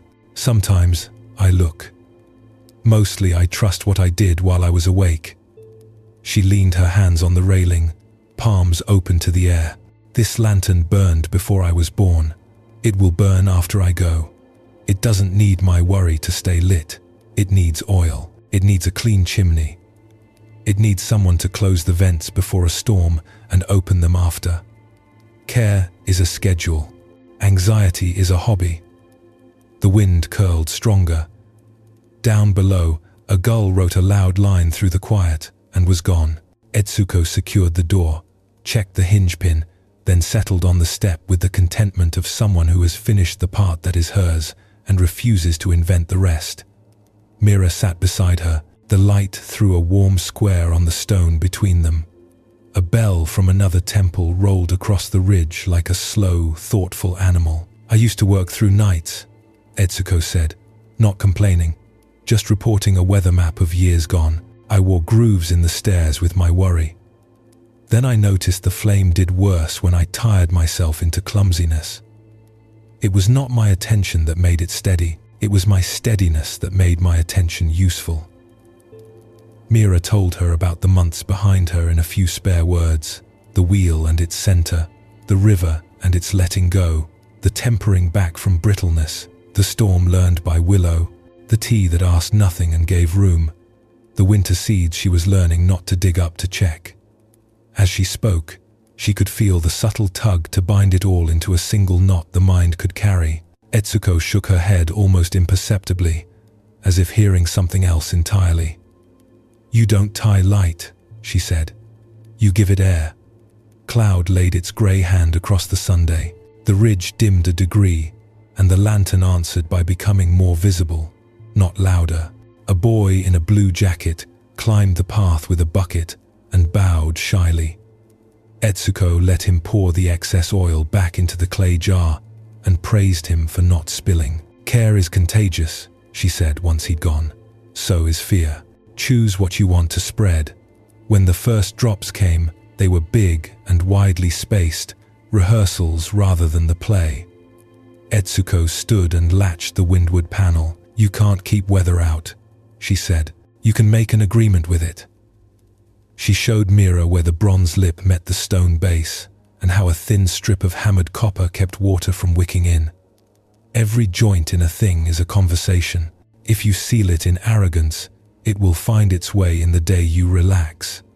If you leave it gaping, the smallest trouble will take residence. Give it exactly the space it needs to move and not leak. The rain took itself seriously for an hour. The flame didn't so much fight as continue. Held by design, fed by small, sufficient acts done on time. Mira watched her own mind try to invent emergencies and then fail to locate one. The body learned something from that failure. Muscles let go of a grip they hadn't noticed, holding, inside her, a pilot light that had been flickering with the wind's mood steadied. Not because she controlled the weather, but because she understood her part in the keeping. When the storm passed, the sea brightened along a single seam where a ship moved, a thread drawn through cloth. Etsuko opened the panel again to give heat, new air, and checked the wick with the tenderness people reserve for sleeping children. "You came with good questions," she said without being asked. "Don't let them make ash of your hours. Touch the work, tend it, then let the flame be a flame." They shared rice balls on the step, the lantern's warmth touching their shins. The path down into town was dark under the pines, except for the small, faithful squares the light laid on stone. Mira stood at last, and Etsuko didn't tell her to come again or to remember anything. She just looked once at the lantern and once at Mira the same way, calmly, as if neither needed guarding to exist. On the first turn of the path, the wind thinned and the smell of the ocean thickened. The flame behind her kept its post without being watched. As she walked, she felt how the lesson moved inside the others, how centering had given her something to offer, how letting go made room for care, how tempering let strength flex, how winter's patience refused to dig, and now how keeping could be clean and quiet, not another name for fear. At the foot of the hill, a street vendor lit a paper lantern and hung it from a hook. It bloomed and held. Somewhere farther south, a town of yellow lanterns would be waiting beside a river, and a man who saw with his whole attention would ask her to listen with more than her eyes. For now, the mountain carried its own light, and she walked into evening without needing to check that it still did. Dawn at Borobudur rose from the ground as much as from the sky. Mist pooled in the hollows of the Kedu plain, and the temple lifted out of it, tier by tier like a mountain, remembering itself basalt, cooled into terraces, reliefs waking to their own shadows, bell-shaped stupas, holding quiet the way hands hold breath. A single bird stitched the pale air with a clean, repeating call. Somewhere beyond the trees, the morning prayer floated thin and human across the fields, then thinned to silence. Mira climbed the eastern stair with dew darkening her sandals and a stillness in her chest that felt like something waiting to be named. A man sat near the landing where the first gallery begins, leaning his shoulder lightly against a stone lion, as if sharing its watch. He held a cane of dark bamboo and a string of wooden beads worn smooth by use. His eyes were the color of old smoke and did not point at anything in the way eyes usually do. He turned his face toward her approach before her footfall reached the last step. "Selamat pagi," he said. "Good morning." His voice was itself clear without being sharp, warm without seeking anything in return. "I am Pak Surya. Walk with me if you like, or sit first and let the stone introduce itself." Day Saturday. The stone did, in fact, have a way of speaking, cool through the fabric at first, then carrying a slow, stored warmth from yesterday's sun, a texture that told the fingertips which chisel had worked here 800 years ago and where the next had continued. Mira felt the mind begin its usual reach for what to ask. Instead, an older habit, recently learned, lifted cup, air, fountain, and she let her breath find the pace of the morning. Pak Surya tilted his head, as if noticing the shift and approving. "What do you see?" he asked. "Reliefs," she said, then looked. "Stories. A line of boats, a prince on a horse, faces that have outlived the names that carved them." She could have gone on, and knew that going on would not touch what mattered. "Good," he said. "Now close your eyes and tell me the same place." She hesitated, and then obeyed. With sight rested, the world rearranged itself into other kinds of clarity. A bee navigated somewhere near her left shoulder. Farther off, a guide's words rose and fell in Indonesian, then in English, then dissolved into the soft clutter of many shoes on stone. Wind moved in shallow waves across the top tier and stroked the hair along her temple backward. A fountain did not sing here. Instead, the sound that gathered the others was the small echo of each step, returning from the wall across the gallery space, answering movement. "What is the air doing?" he asked. "It's cool and damp," she said. "Not cold, new." She surprised herself by adding, "It's patient." "And how large is the space you're in?" Eyes closed. She listened. A group turned the corner ahead, and the echo thickened and then thinned. She exhaled and counted heartbeats until their steps reached her 8, 9. "Wide enough that sound has time to soften," she said. He smiled. "Seeing is not only for eyes."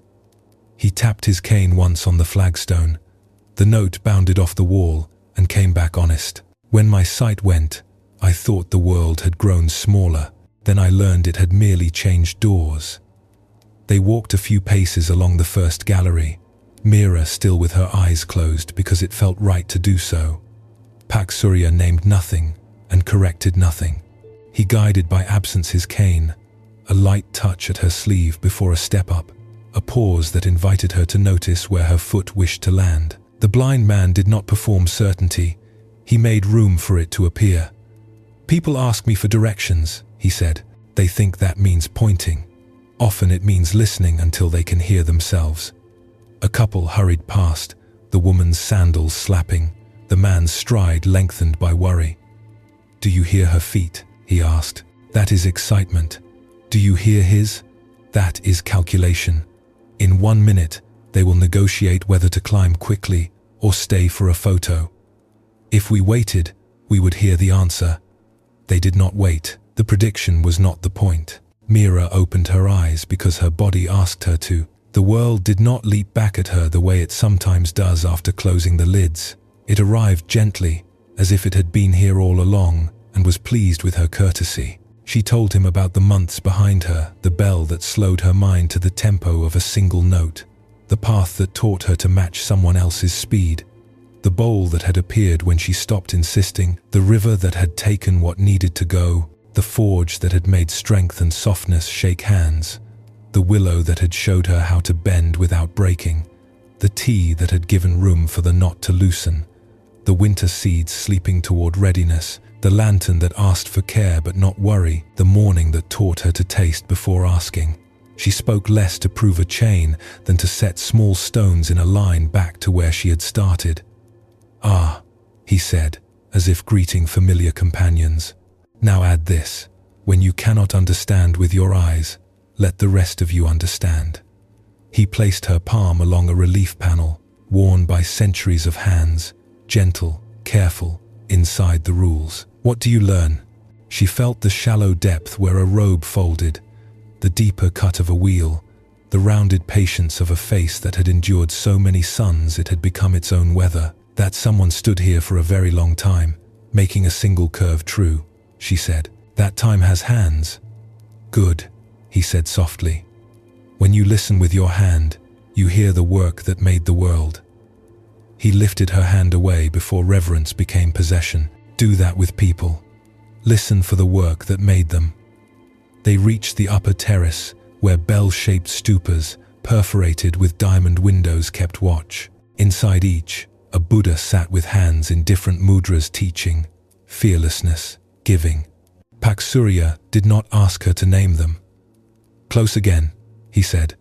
"Face the plain." She did. Wind came clean over the rice fields and found the center of her chest, as surely as a bell finds the center of a room. "Sight argues sometimes," he said. "Hearing admits, touch confirms, smell remembers, taste anchors. When they are friends, attention becomes clear like water. When one tries to be king, confusion grows." She let the wind put its hand on her sternum and felt the body surrender a kind of unnecessary guard. The knot May had met in Luang Prabang uncoupled another quiet loop. The pilot light steadied. She had no answers, but the part of her that demanded them was suddenly willing to wait. Paksurya took a small woven band from his pocket, dyed the color of wet earth. "For your wrist," he said, "not as a charm, as a door handle. When you touch it, let one sense step forward and lead. Sometimes, close your eyes while you're awake." "Thank you," she said, meaning more than the band. "How did you learn this?"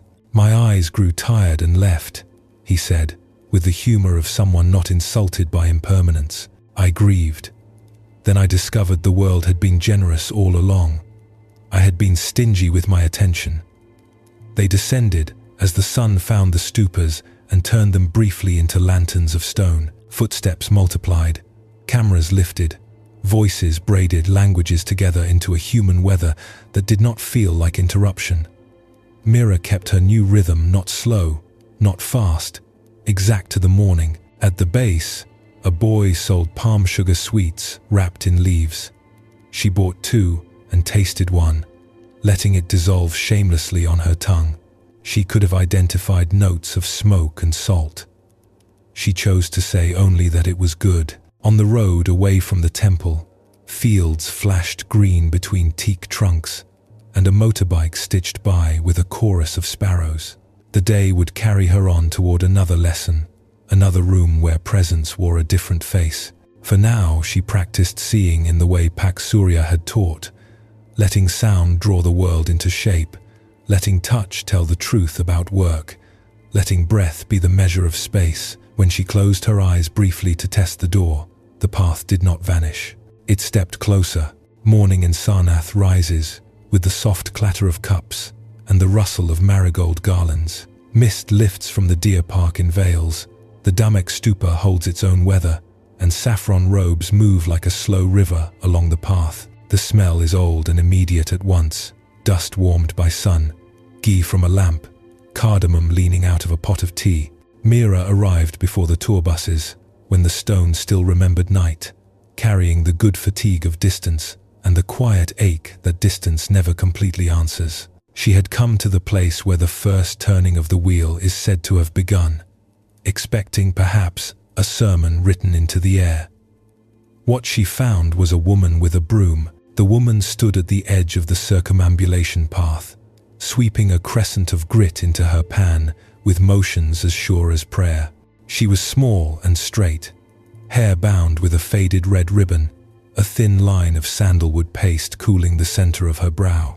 Without looking up, she said, "Walk with me or help me, either way is walking." When Mira stepped nearer, she lifted her face and smiled. "I'm Vimala." Mira took the second broom.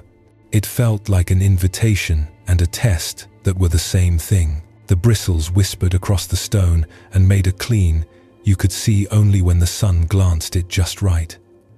They moved in companionable silence, a pace that honored both work and breath. The stupa loomed and receded with every slow arc of the path, like a mountain turning from within.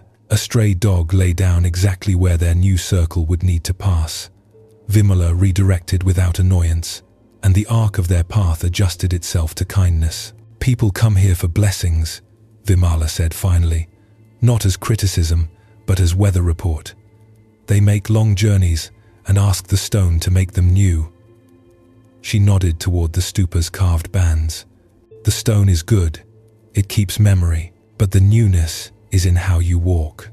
"I've been walking for months," Mira said, and heard in her own voice the old hope that movement could finish what only attention starts.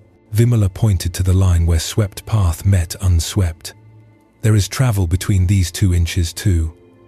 She handed Mira the dustpan, and they emptied it into a low bin. Pilgrimage is carrying your body across a threshold on purpose.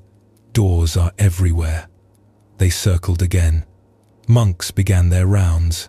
A small group arrived with offerings, faces tender with sleep. A boy tried to balance a stack of bronze lamps and nearly lost one. Vimala reached out without breaking her stride and steadied the top with one finger. She didn't hurry, and nothing fell. When the teacher spoke here, she said, eyes on the path. His friends were not far-traveled men.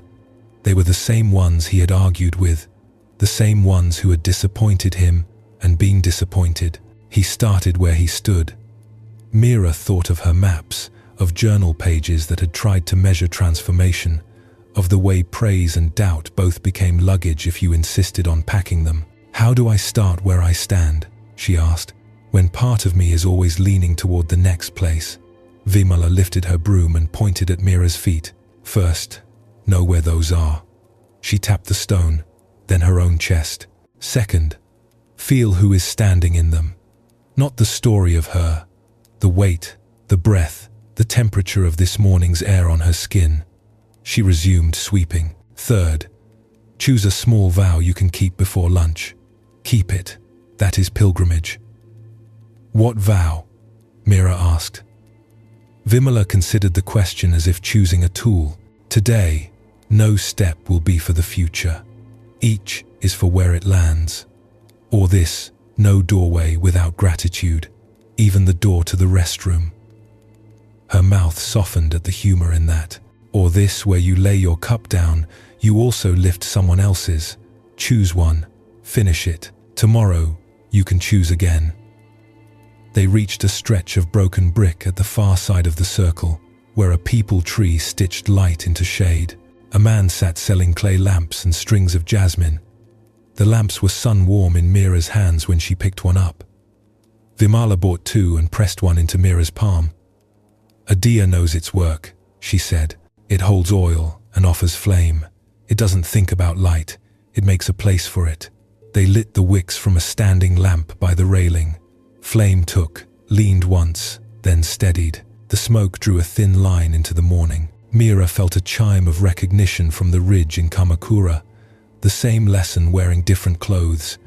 Care without anxiety. She set her lamp on the ledge and watched it join the little constellation of other human hopes. Around them, the park woke to voices: Hindi, English, Thai, a child counting in Bengali, birds debating the usefulness of crows. People ask me for directions to the Buddha, Vimala said, humor alive at the edge of her words. I tell them, take 3 breaths, you are closer. She swept another crescent and then rested both hands on the broom handle as if it were a staff. You have met good teachers. Let them talk to each other in you. Don't make a parliament, make a choir, Mira told her, simply, about the bell that let one note be enough, the path that set a pace in her bones, the bowl that was truest when it was just one bowl, the river that relieved her of what she could not carry, the forge that made strength and softness partners, the willow that showed her where to bend, the tea that made room for the knot to loosen, the winter that taught seeds patience, the lantern that separated care from fear, the morning cup that tasted like an answer, the blind sage who had taught her to let other senses lead. She didn't name them to impress the day. She placed them side by side to see how they lined up with this stone under her feet. They are not miles, Vimala said when Mira finished. They are doors. Keep opening them. Not in your head, in your hands, your breath, your step. A pilgrimage is a circle. You will pass this place again and again, wherever you live. They finished the path. The broom's bristles were splayed now, honest from work. Vimala bound them with a slip of twine to rest. She poured chai from a dented kettle into 2 thick glasses, the kind that hold heat long enough to teach patience. Steam rose, then stopped being visible and kept being warm. Drink, she said. Then begin. What do I begin? Mira asked, smiling because she already knew. Your day, Vimala said, the only one you can walk. They stood at the threshold of the park. Buses had arrived, flags bobbed above groups, guides lifted microphones and memories. The world was not quieter for having been met. It was more intimate. Mira stepped over the low stone, and in that step her vow took form. Every doorway today would be a gate. She touched the latch with gratitude without embarrassing herself about it. The city reached for her with bright, ordinary hands. A vendor calling her sister, a bicycle bell making a silver sound, a cow turning its great head to consider a patch of shade. She would travel on, not because transformation required it, but because the road kept offering different kinds of doors. A garden where someone had learned how to read seasons, a field where letting go looked like harvest. For now, Sarnath had placed a simple tool in her palm and asked her to use it where she already stood. She drank her tea, warm to the last swallow, and began the oldest walk there is, out and back and out again, until the circle felt like home. Nico met Mira with air like cool linen and the quiet authority of old cedar. A red bridge arced over a river that spoke in low, polished tones, and the slope behind Rinoji caught the first light in a way that made the moss glow from within. She had come because someone told her there was a garden here that held all 4 seasons at once, not as pictures, but as an understanding you could touch. The gate was simple, wood-worn smooth by hands. She touched it with the small gratitude she had promised herself and stepped through. Slowly, said the keeper without turning. She was setting a stone the size of a sleeping dog with a lever and a willingness to wait. Her hair was white and braided thick. Her back was straight in the way of a person who has learned to carry time correctly. Stones have memory. If we ask them to move, we owe them time to find their new story. She set the lever aside and looked up, with eyes as clear as a winter sky. I'm Grandmother Emmy. You're in season. Mira smiled at the greeting, unsure which season she currently was, and suspecting that was the point. The garden gathered itself around a small pond that held a round of sky. Maples lifted lanterns of green and red. A pine leaned its quiet weight toward a borrowed view of Nantai-san, the mountains standing as if it had agreed to be part of this smaller world. Along one edge, a narrow bed already wore straw coats against frost. Along another, chrysanthemums opened the last of their patient gold. We read the year here the way some people read scripture, Emmy said, handing Mira a broom made of twigs bound tight. Not to memorize, to participate. They began with what the day asked for, sweeping the light fall of needles off stepping stones where a foot could slip, lifting a tatami of straw over a peony root, cutting back a spent stalk at the right joint so spring would find a clean sentence waiting. Nothing hurried, nothing stalled. People ask for spring, Emmy went on, her hands moving with the precise mercy of someone who has made every mistake and forgiven it by understanding. They want beginnings without the part where you have to be new at something. They ask for summer without the weeding always leaf, never worm. They ask for autumn's color without the letting go. They ask for winter to be a pause without being a preparation. But the garden is honest. It teaches what a body forgets. They stopped by the compost, a sheltered corner where last season's beauty was collapsing into dark, workable earth. Steam rose when Emmy turned it with a fork. The smell was clean in a way that starts hunger. Here is the place where endings are food, she said. Don't rush it. Don't leave it dry.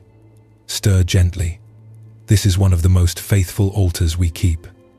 What season am I in? Mira asked, half smiling, half wanting to know.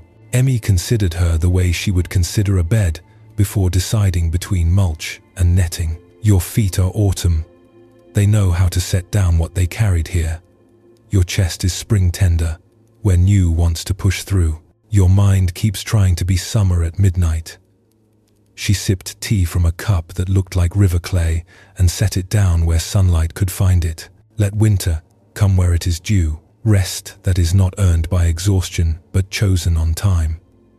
They worked under a maple whose leaves held all four colors at once, green at the stem, then gold, then a flare of red where the edges met air. Emmy showed Mira how to tie a loose rope around a young bamboo in pairs so the snow would press but not split them.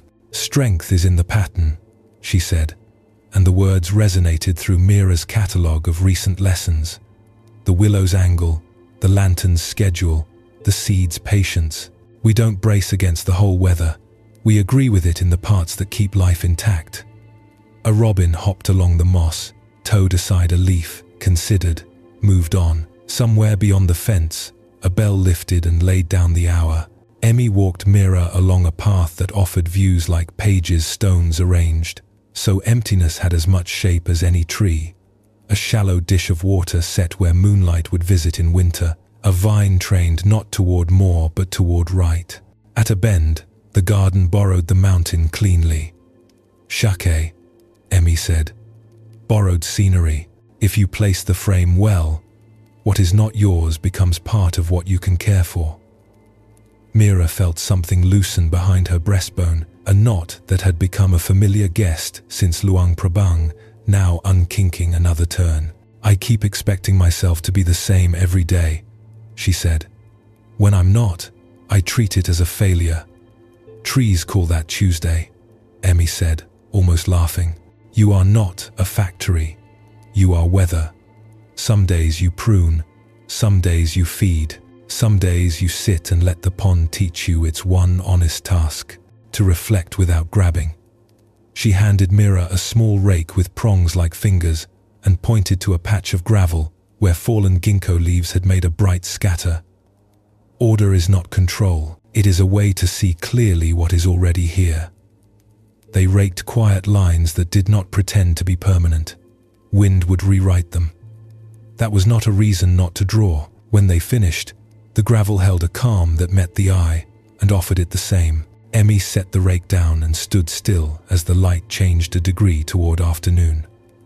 "You will leave," she said, "not as a farewell but as part of the day's truth. Before you do, choose one season to practice first when you wake, for a week. Spring can be one true beginning each morning, beginning your tea without your phone, beginning a sentence with kindness. Summer can be feeding what is alive already, water on time, attention on time. Autumn can be letting one thing go before you add anything. Winter can be 10 minutes of deliberate quiet, with no purpose but quiet. Choose, keep it exactly, then change." Mira chose autumn one release before adding and felt how simply it fit her next step. She would set one load down before lifting any new. She told Emmy about the road so far in a single thread.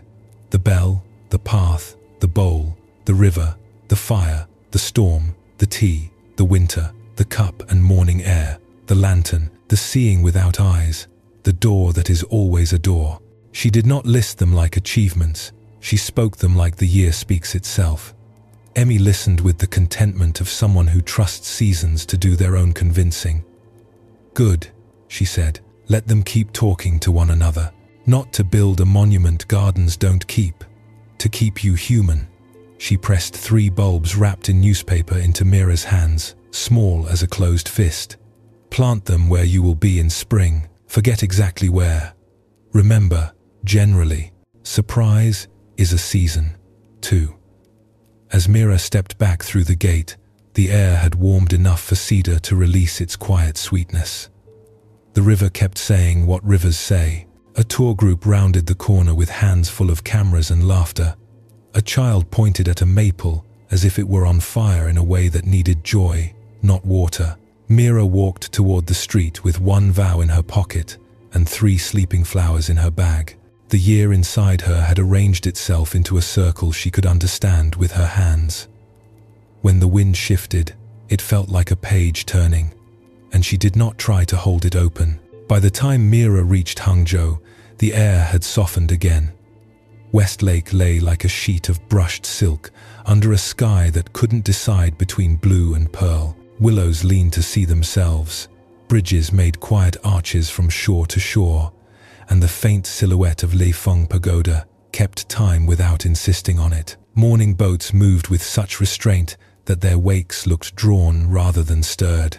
She had come to meet a woman whose ink was said to carry weather. The studio hid behind a tea shop on the Sioux Causeway, a room of paper light and cedar shadow. On a low table sat an inkstone the color of rain-soaked slate, a shallow well cupping yesterday's sky. Beside it lay an old stick of pine soot and glue, smoothed where countless hands had held it. Brushes rested bristle up like reeds attentive to wind. The keeper of the room stood already at the table, sleeves tied back, grey hair coiled in a simple knot. "You found the door," she said, her voice even as water in a bowl. "I'm Madame Lian. Sit. We'll let the ink remember itself." She took up a dropper and let 3 beads of water fall into the hollow of the stone, then placed the ink stick at the far edge and began to circle. Nothing hurried. With each slow ring, a grey deepened toward black. "Stone and cloud," she said, eyes on the widening pool. "One keeps shape, one changes shape. Your line will be both." Mira watched and felt her breath answer the rhythm without being asked. The circle made sound quiet, like a moth tracing cotton. "What happens if you grind faster?" she asked, already hearing the old appetite inside the question. "The ink complains," Lian said. "It clots or grows thin. Force breaks the agreement between water and soot. Patience convinces them." She lifted the stick and let a thin streamer of ink slip back into the well. "Call it time made visible." She handed Mira the stick. The stone felt cool under her palm, a steadying temperature. She matched Lian's pace and learned immediately how the wrist must listen to the arm to the shoulder to the spine. Circling any other way felt noisy. Lian nodded when the pigment darkened to a weight that could carry meaning. "Enough," she said. "Too black kills light." On fresh paper, Lian stood the brush upright in her fingers. "Hold it like a small bird," she said. "Firm enough it does not fly, gentle enough it breathes." She loaded the hairs, knocked once against the mouth of the dish, and drew a single vertical stroke that landed, traveled, and released as if it knew where it was going all along. The mark had bone. Within the black lived 5 blacks, gloss where the brush first touched, velvet where it lingered, a feathered pale where the hairs ran dry near the end. She did not explain. She looked, and the seeing explained itself. "Your turn," she said. Mira faced the paper the way she had faced a wheel or a river, with attention first, ambition later. The first attempt shook and confessed it. The second found a truer arrival, but died anxiously at the end. Lian let both be themselves on the table. "Every stroke tells the truth about the hand that made it," she said. "If you try to lie, the paper outs you. Better to be trembling and honest than rigid and false." Outside, a single cloud pulled apart and drifted back together, losing nothing by changing. Lian lifted the brush again, this time drawing a character she did not name, a simple square built from 4 clean lines. The space inside mattered as much as the walls that held it. "White space is not empty," she said. "It's breath. If you fill everything, the eye suffocates." Mira tried again, leaving room. The brush met paper more softly and left a small tail, a kindness at the end. She could feel her body wanting to decorate, to prove, to add. Lian set a fingertip lightly on the paper near the margin. "Stop while there is still sweetness in the pot," she said. The echo of another teacher carried without fuss into this room. Room is part of the meaning. They rested while the marks dried to matte. Lian poured tea that tasted like rain lifted from stone.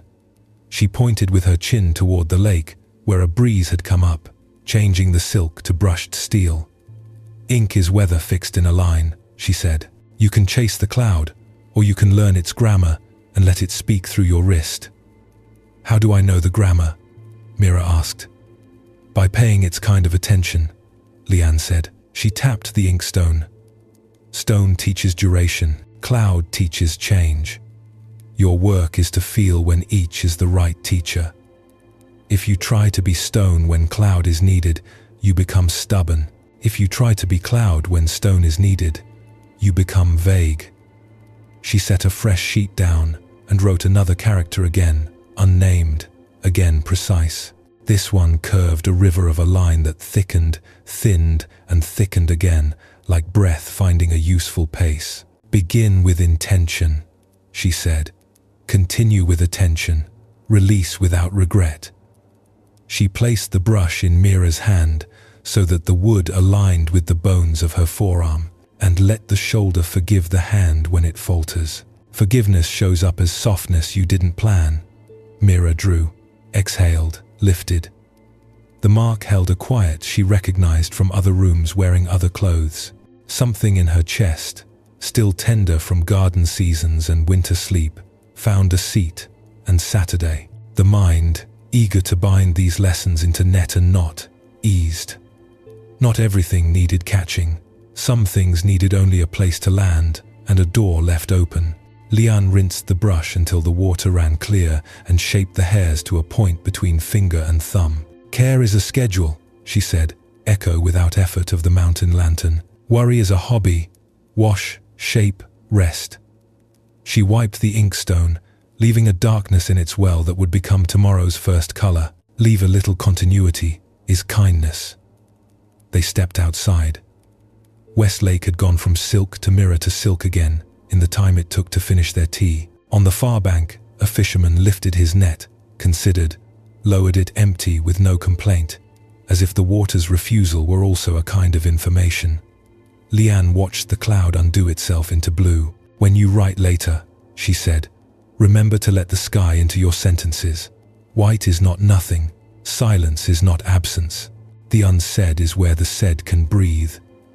Mira bowed without ceremony, as if agreeing to a contract that had already started writing itself in her hands. The road would carry her on, but this lesson would not require miles to keep. The ink in the stone had taken its time, and so had she. As she walked back along the causeway, willow shade dappled the page she carried. The characters were not perfect. They were alive.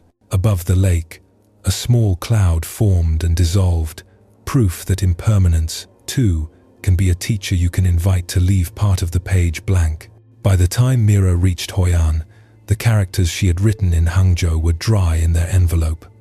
The page was mostly white, and the white felt true. The Thubon River carried a warm, salt-sweet breath from the sea. Yellow walls held the morning light the way a palm holds water, and the Japanese bridge still drowsed. Lanterns hung unlit above lanes that would gleam later.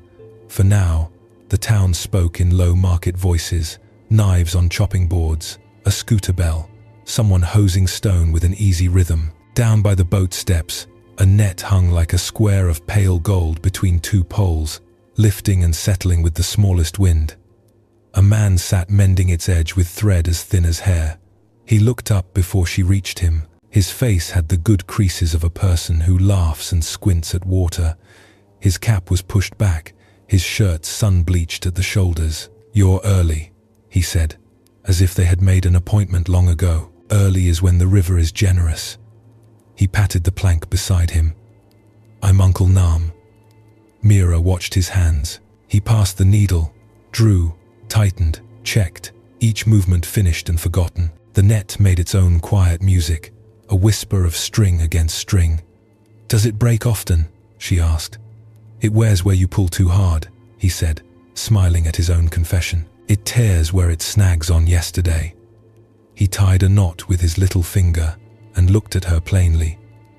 "You're carrying yesterday?" "Some of it," she said. "Good," he said. "Then you can choose what to keep." He stood with the ease of someone who lives on a moving floor. "Come," the tide's turning. They pushed off in a small wooden boat lacquered by years of sun and fish. A basket boat spun lazily farther out. Coconut palms along Kum Nam lifted their green fans to nothing in particular. Uncle Nam set the oar and let the current take the first decision. When they reached the place where the river slowed a little and deepened, he gathered the net, feeling for weight that wasn't there yet. "A net works because of holes," he said, as if stating the obvious in case it had ever been overlooked. "If you make it solid, it becomes a curtain. Pretty, but the river laughs." He cast. The square lifted, opened, and fell with such calm that it seemed the water had invited it. They waited, the boat making a soft knock against itself. He pulled, hand over hand. The net rose empty except for a ribbon of riverweed that shone briefly, then slid back. Again, he said, with no disappointment in it. He shook the net lightly, not to scold it, but to free it. If you take an empty net personally, the river owns your morning. They cast and hauled, cast and hauled. Sometimes the net lifted a handful of silver fish that flashed like secrets. Sometimes a crab that argued and was released. Sometimes nothing at all. When a fish came up too small, Uncle Nam returned it with the ceremony of someone returning a borrowed book. Keep what wants to be kept, he said. Let the rest finish its story. Mira felt the mind's old habits stirring a tug to count, to measure, to say success or not yet. She watched the practice he kept instead. Attention to wind on skin. Ear tuned to the small difference a deeper line of current makes against the hull. The way his hands cleaned the net of its brief history before the next throw. He didn't build a case against the morning. He stayed available to it. What do you do on empty days? She asked. Go home with an empty net, he said. Then, after a beat, and good rice tastes the same. He grinned, not to lighten it, but because the truth lightened him. If I try to wrestle the river, I catch anger. That feeds nobody. A boy on the bank waved. A dog barked as if cheering them on. A woman at a shrine lit incense and pressed her hands together facing water. A thin line of smoke rose and bent, joining the morning wind without argument. Uncle Nam let the boat drift for a while. People ask me how many throws before a fish, he said. I tell them I count men's, not catches.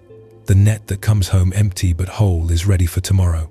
The one that comes home full of holes is rich for one day and poor the next. He showed her how to cast. The net gathered like a sleeping bird in her arms. She felt its promise and its refusal in the same handful. Don't throw like you want, he said gently. Throw like it wants. She tried. The sheet opened almost round, not perfect, perfectly honest. They waited. It rose with 2 fish and a broken leaf that had traveled from some yard upstream. She laughed, surprised by how clean the laugh felt, as if it came from where her ribs meet her spine. He nodded, pleased without claiming credit. You see, you gave it room. They rested in the shelter of a low bridge while a tour boat drifted by, its passengers already taking pictures of a town still warming the day. Uncle Nam poured tea from a thermos into plastic cups the color of childhood. It tasted slightly smoky, completely kind. The first time my father took me out, he said. I cried when the net was empty. He let me. Then he told me a story I didn't understand until last year. He looked out toward the place where the river widened into a brightness that promised sea. He said, an empty net is a clean bowl. If you carry yesterday's fish to tomorrow, tomorrow will smell like yesterday. Mira thought of the bowl in Mashiko that revealed itself when she stopped insisting, of the inkstone that taught her white space is breath, of the lantern that asked for care without fear, of the garden where endings fed beginnings, of the vow in Sarnath to make every doorway a gate. Here, the lesson wore river clothes. Use emptiness as capacity, not as verdict. They made one last cast as the sun climbed to the height where shadows begin to hide under things. The net rose with enough for lunch and something to share. He was satisfied, but not because of the count. Enough is a shape, he said, dividing the catch, not a number. Back at the steps, he spread the net over a pole to dry, smoothing it the way you smooth a shirt before hanging it for the night. You're traveling, he said. When you leave a place, empty your net. Let the new river be new. He turned the needle in his fingers and threaded it without squinting. What will you leave here? She looked at what she was carrying and saw one thing she could put down. The scorekeeping, she said. I can let the day be the day. Good, he said. Then your hands will be free to lift what arrives. He handed her a length of repaired mesh, not as a souvenir, more like a reminder stitched into shape, for when you forget and remember again. That evening, the town lit its lanterns and the river tried on its festival face. Paper boats with a single candle drifted like slow stars. Mira stood on the bank and felt the tug to hold on to all of it, then felt the other wisdom move in. Release is how beauty enters and leaves.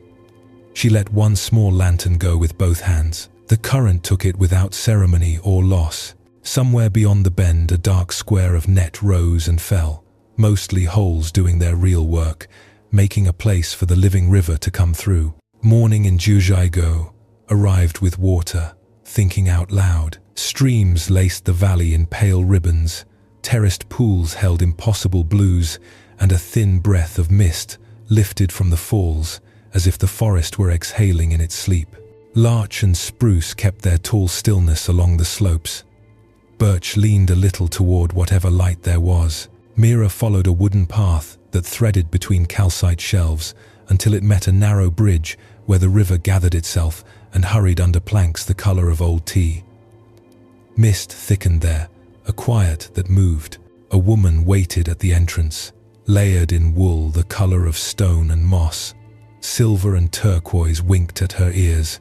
A string of wooden beads rested in a hand that had done every kind of work. "Good day," she said, voice low as the river. "I'm Amadolma. Cross with me."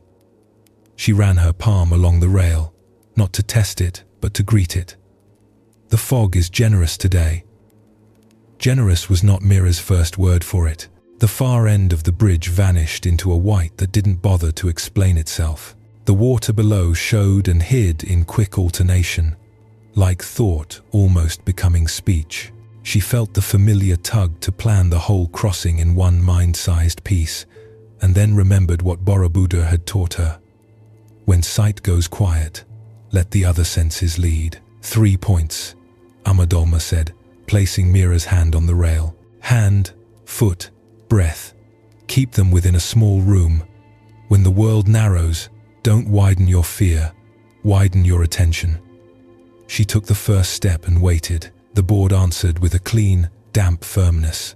The rail had grain you could read with your palm. The river under them wasn't a roar.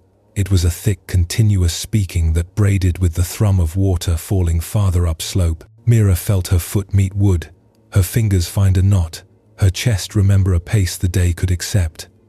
They moved like that one board without the mind needing to own the far side. The mist did its honest work, giving them only what they could use. Midway, Amadolma stopped. "The middle is a place," she said. "Don't rush through as if it were a mistake." She stood with the steadiness of a person who has waited out many kinds of weather.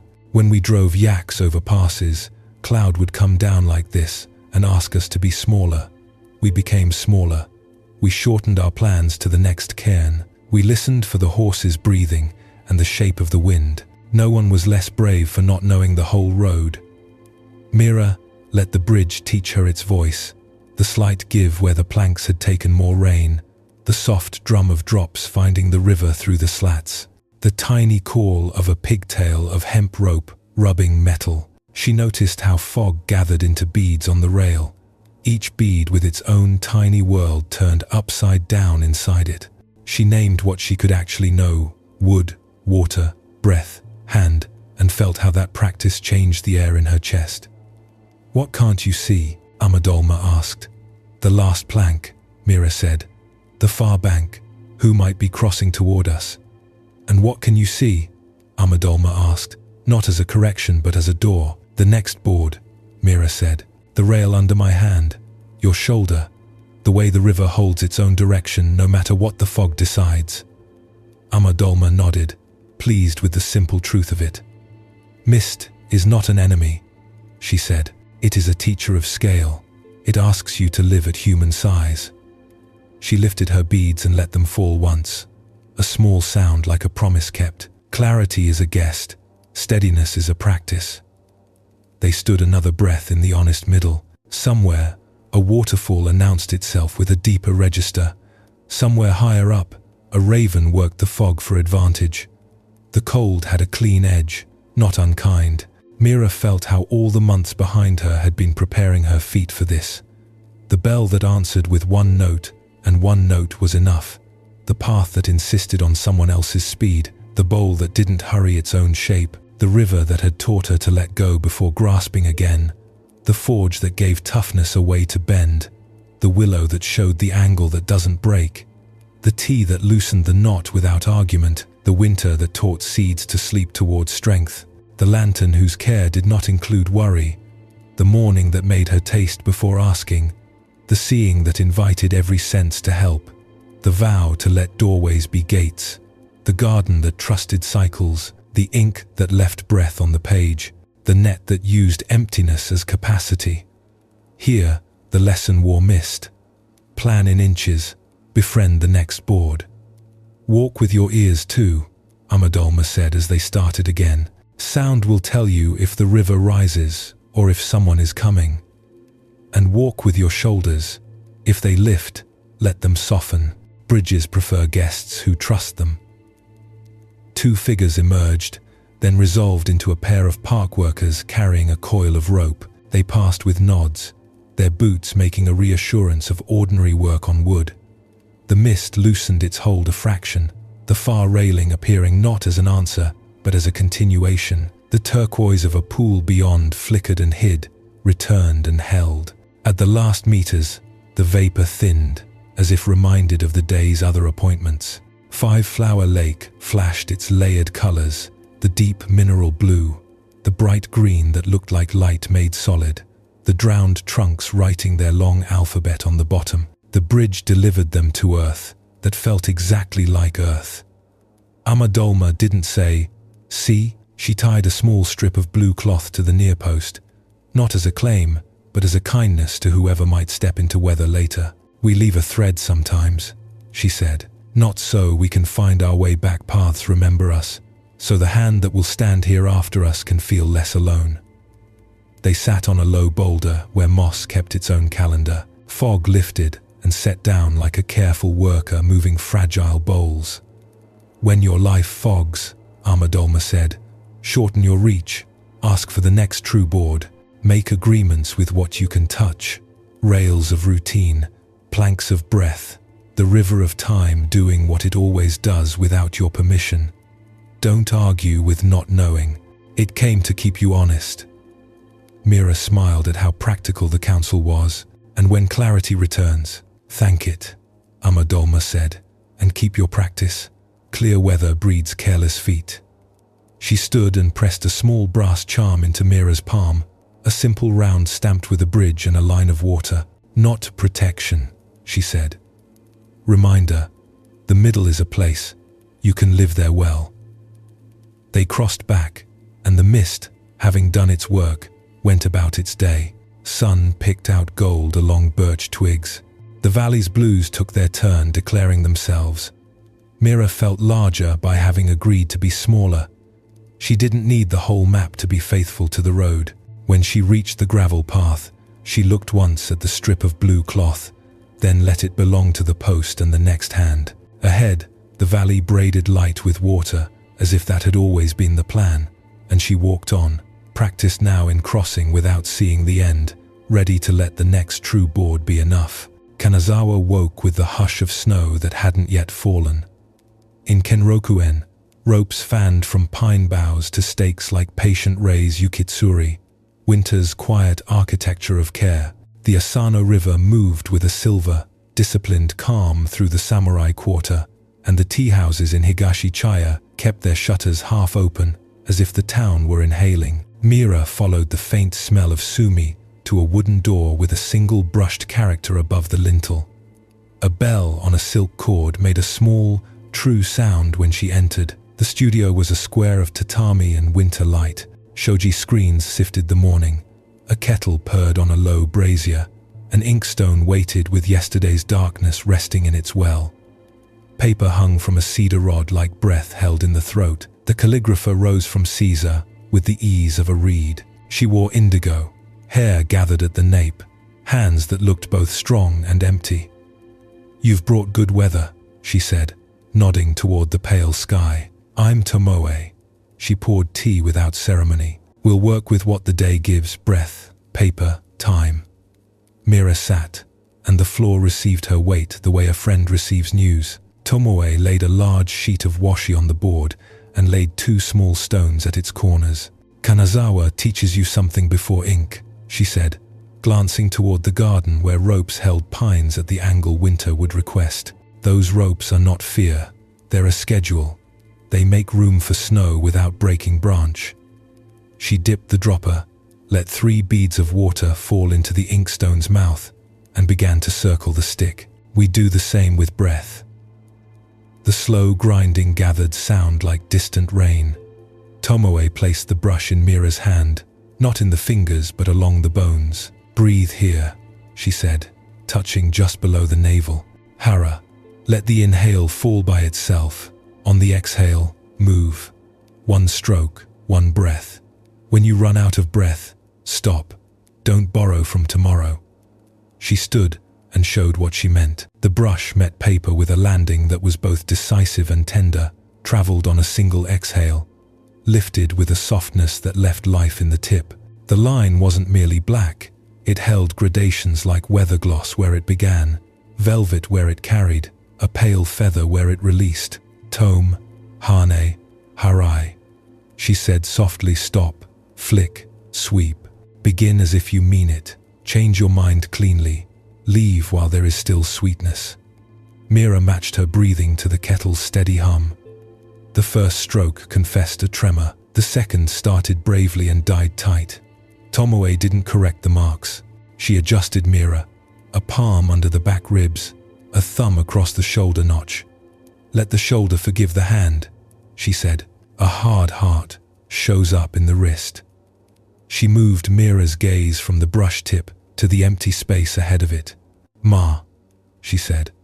The interval. The unsaid is where the said can breathe.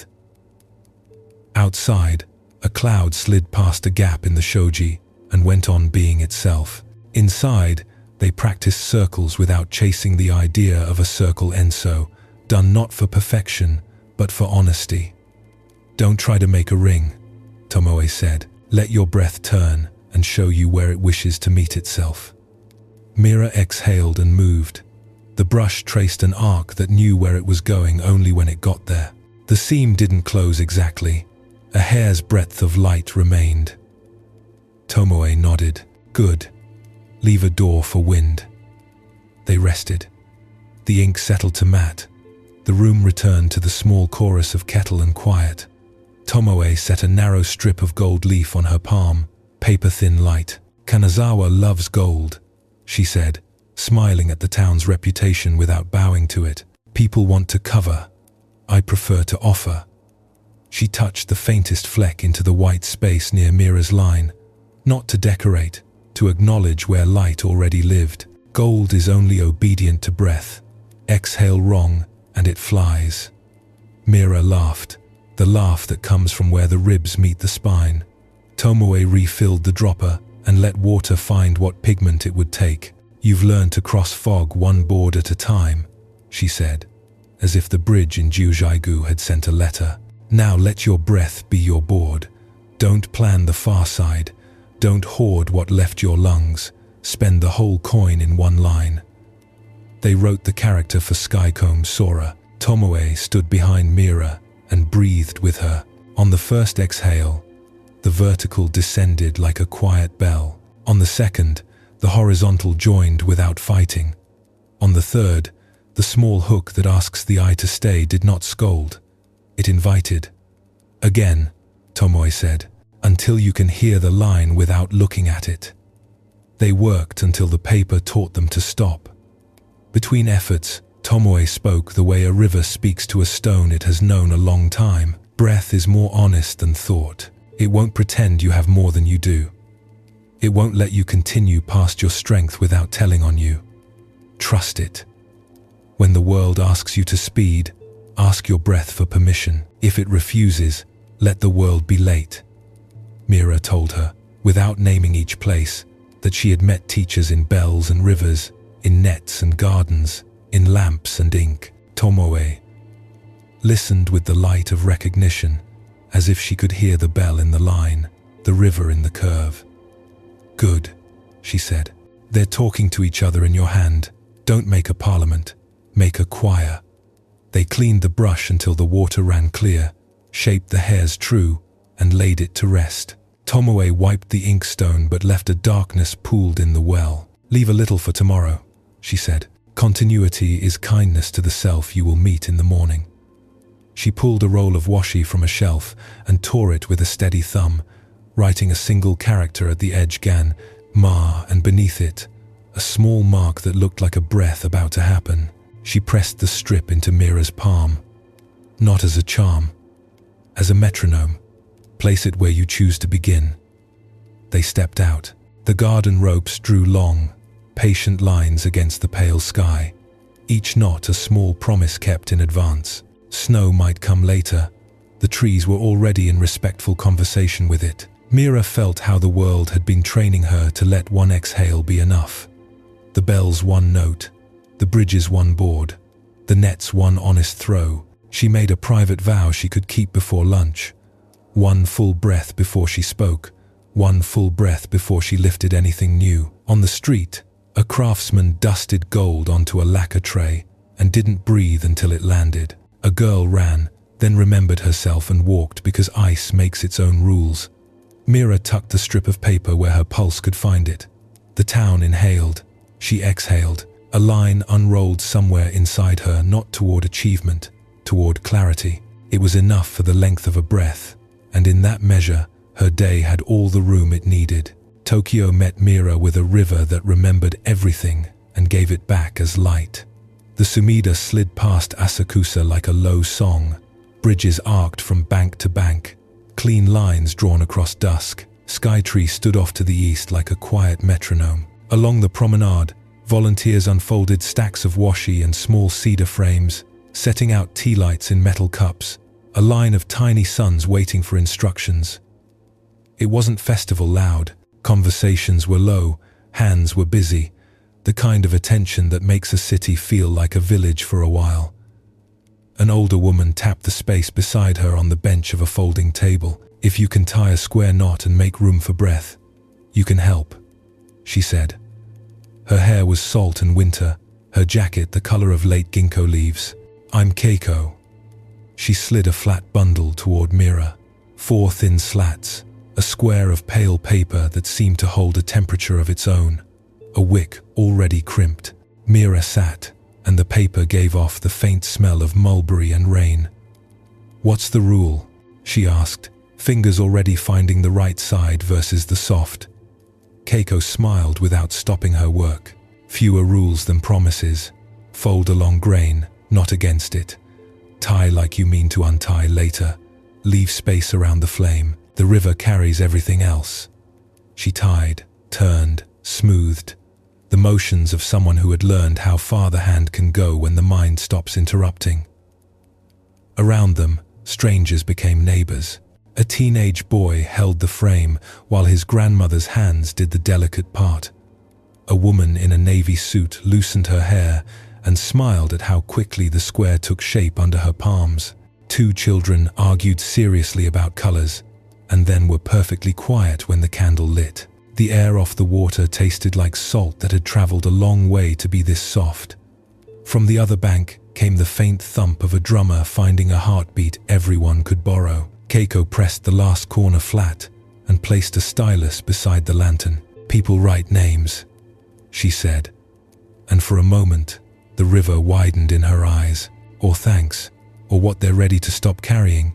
Ink, breath, fire, water, simple materials, complicated hearts.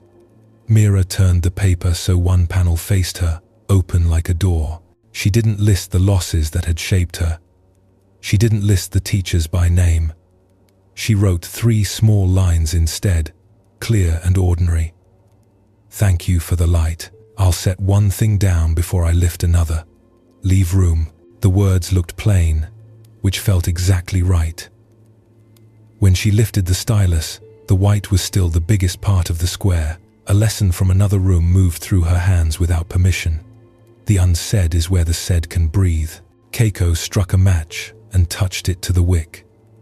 Flame took like a decision made in a single exhale. She held the lantern a moment to be sure the heat rose cleanly and didn't bully the paper. "We light here," she said, tapping the center of her chest. "Then the lantern, then the river. We release there."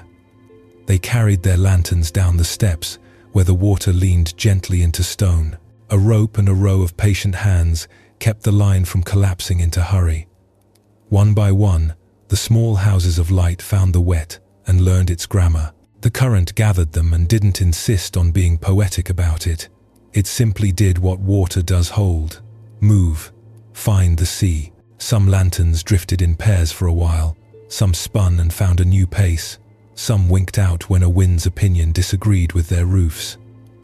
No one corrected the water. Volunteers with long poles waited downstream to shepherd what needed shepherding. Even endings had help.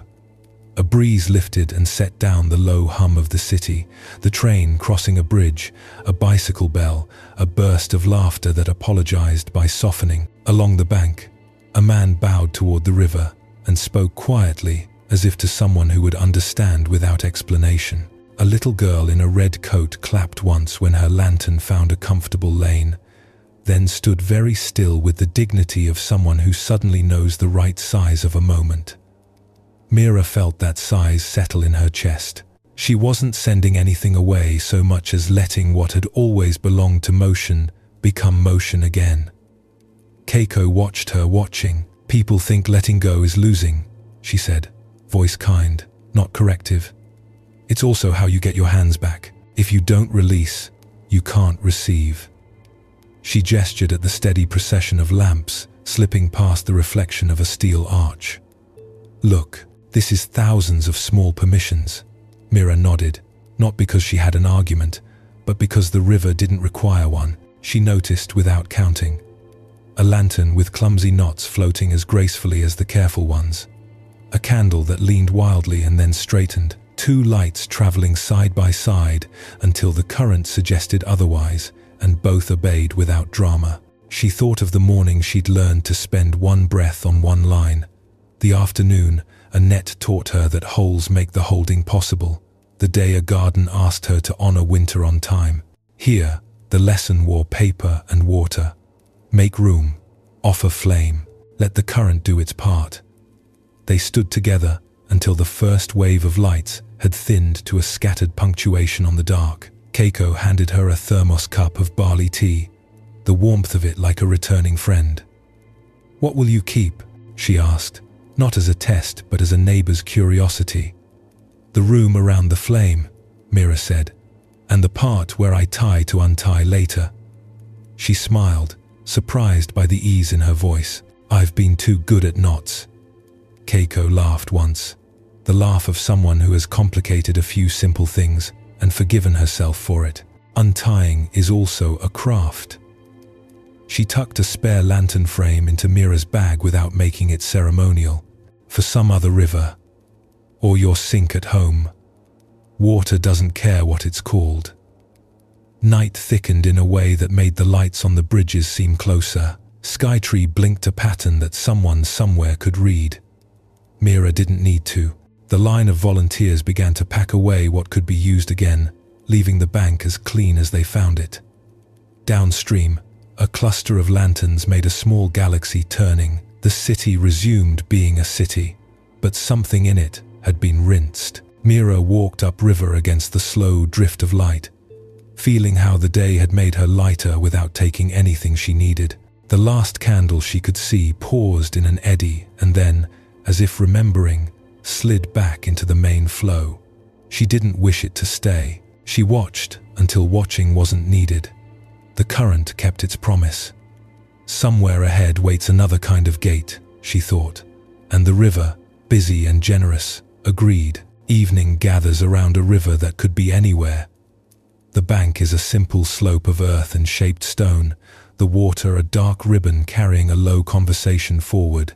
A heron lifts once and resettles where the current loosens, and reeds make a soft ticking when wind passes through them.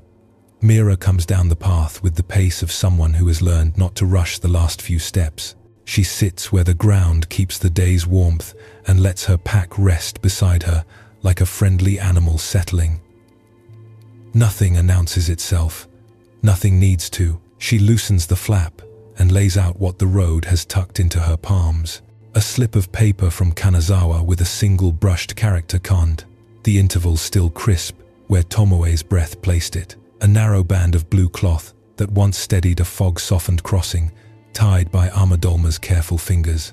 3 bulbs wrapped in a corner of yesterday's newspaper. Grandmother Emmy's trust folded inside their sleep. A small square of repaired mesh Uncle Nam stitched in the shape of patience. A round brass charm stamped with a bridge and a line of water, thumb-worn already. A lantern frame Keiko slid into her bag with the quiet certainty that water doesn't care what it's called. A crease of paper from Hangzhou, where Madame Lian's ink dried to a soft, matte white space, larger than stroke, just as intended, and tucked into a side pocket, lighter than an object and heavier than a rule. The vow Vimala asked her to keep for one day at a time. Every doorway a gate. She does not build a shrine. She arranges these few things the way a person arranges their breath before a sentence. The river keeps speaking. Its grammar is steady. Arrive, carry, release. Again, Mira takes one of the bulbs and turns it in her fingers. Dirt still clings where a hand older than hers pressed it from a bed in Nikko. She will plant them wherever she is when spring calls for it.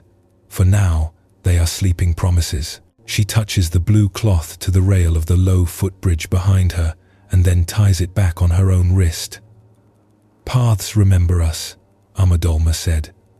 The thread, tonight, is for her. The light slides out of the trees and onto the water, lengthening. She thinks of the notes the day has written inside her. The bell that taught one sound could be enough, the path that lent her its slower pulse, the bowl that held its shape by being exactly itself, the river that relieved her of claims, the fire that made strength and softness partners, the willow that didn't mistake bending for breaking, the tea that eased the knot, the winter that made the root honest, the lantern that separated care from fear, the cup that tasted like an answer, the listening that sees without eyes, the door that is always a door, the garden that keeps faith with its seasons, the ink that left room for breath, the net that used holes as capacity, the bridge that asked her to live at human size, the breath that told the truth, the paper boats that turned letting go into light. None of these require geography now. They are within reach of a hand and a breath. She lights nothing, not because light would be wrong, but because evening already has its own choreography, and she's learned the courtesy of not adding where nothing is missing. She lifts the lantern frame Keiko gave her and unfolds it once to feel the softness of the paper, then folds it back. There will be other rivers and sinks that answer just as well. She lays the square of mesh across her knees. The knots Uncle Nam made hold. Between them, the world passes freely. She feels how much of her life will work better when she remembers that empty is not a verdict, but a vessel. A child's voice rises from the path behind her, asking a question that needs no answer for the river to go on. A cyclist crosses the bridge and slows, not because anyone told him to, but because the bank asks for that kind of attention at dusk. Somewhere, a window opens. Someone places a cup on a table and decides to wait a breath before lifting it. Small obediences to the present ripple outward without demonstration. Mira sets one palm on the earth and one on her chest. She lets the inhale arrive on its own and spends a whole exhale on a single, invisible stroke that writes itself inside her ribs. She makes the day's last small promise and says it only inside. One full breath before speaking, one release before lifting, one true board at a time. It is enough to align her with the simple machinery of what's here. She gathers the objects without solemnity. The paper slip goes back into its sleeve, part metronome, part kindness to the morning self who will reach for it. The bulbs return to their paper cradle. The mesh goes into the outside pocket where her fingers will find it when she needs a reminder she can touch. The charm rests against a coin she keeps, not for spending, but for its round insistence that circles do not end. they continue by returning. She does not need to know the name of this river to learn from it. The water has already taught her how to wish someone well without gripping, how to accept an empty hand as a hand ready to receive, how to be satisfied with enough as a shape rather than a tally. It has put a polish on the day that feels like forgiveness, not of mistakes as much as of the idea that anything must be otherwise for peace to be real. She watches until watching softens, and the river can be trusted to go on without her eyes. Her back loosens where it tends to hold, the place old worries like to anchor. The mind tries once to catalogue, then remembers the grammar learned in rooms and fields and along bridges. Begin, attend, release. She lets the last thought of the day be unimportant and generous. Then she stands. The path upward is the same she walked down, and it feels new because she does. The air has cooled enough to make skin honest. She touches the bridge rail as she crosses, not to steady herself, but to say thank you to wood that will carry others. At the top of the rise, she turns, not for drama, but to be sure she has made a clean goodbye. The river doesn't insist on farewells. It takes what you give and keeps moving. When she reaches the quiet of a room that could be anywhere, a glass on a table, a bed, like a small boat, ready for night, she sets her pack down and leaves a little in the ink. Well, as Tomoe taught her, continuity is kindness. She places the slip of paper where morning light will find it. She lets the window stay a finger's width open so air can do its good work. And then, as the day folds itself like the paper of a lantern and the body remembers the size of a single breath, she lets everything she's been carrying return to motion. The river has it. She rests. Across this journey, Mira began as a seeker convinced that peace lived somewhere far away, in bells hidden on mountaintops, in monasteries guarded by snow, in tools held by masters with steady hands. What she discovered, step by step, is that wisdom keeps choosing ordinary doors. The bell at Koyasan didn't demand effort. It asked for listening so complete that one note was enough. In Arashiyama, she learned to walk at the pace of the path, not her impatience. A Mashiko bowl taught presence through honest craft. The Uji River loosened her grip and returned what wasn't hers to carry. In Nara's forge, strength and gentleness united. In Shirakawa-go, the willow showed how bending is not the same as breaking. Tea in Luang Prabang healed without medicine because someone truly listened. Sapporo's winter proved that dormancy prepares deep roots. At Kamakura, care became a schedule instead of worry. Koyasan's morning cup made direct experience feel like an answer. In Borobudur, seeing arrived through total attention, not just eyes. Sarnath reframed pilgrimage as how you walk your street today. Nico's garden tuned her to seasons. Hangzhou's ink revealed the power of white space. Hoyan's fisherman let emptiness become capacity. Juzaigo's bridge taught her to live one board at a time. Kanazawa's calligrapher turned breath into a metronome for action. And on Tokyo's Sumida, paper lanterns transformed letting go into light. Threaded through every scene was a single motion. Begin, attend, release. Begin with what is actually here. A step, a breath, a tool, a person. Attend with undivided care, listen like the bells echo. Walk like the garden's season. Draw like ink remembers stone and water. Release on time, return the stone to the river, the lantern to the current, the thought to silence. That rhythm made peace portable. By the quiet river at the end, Mira wasn't collecting teachings.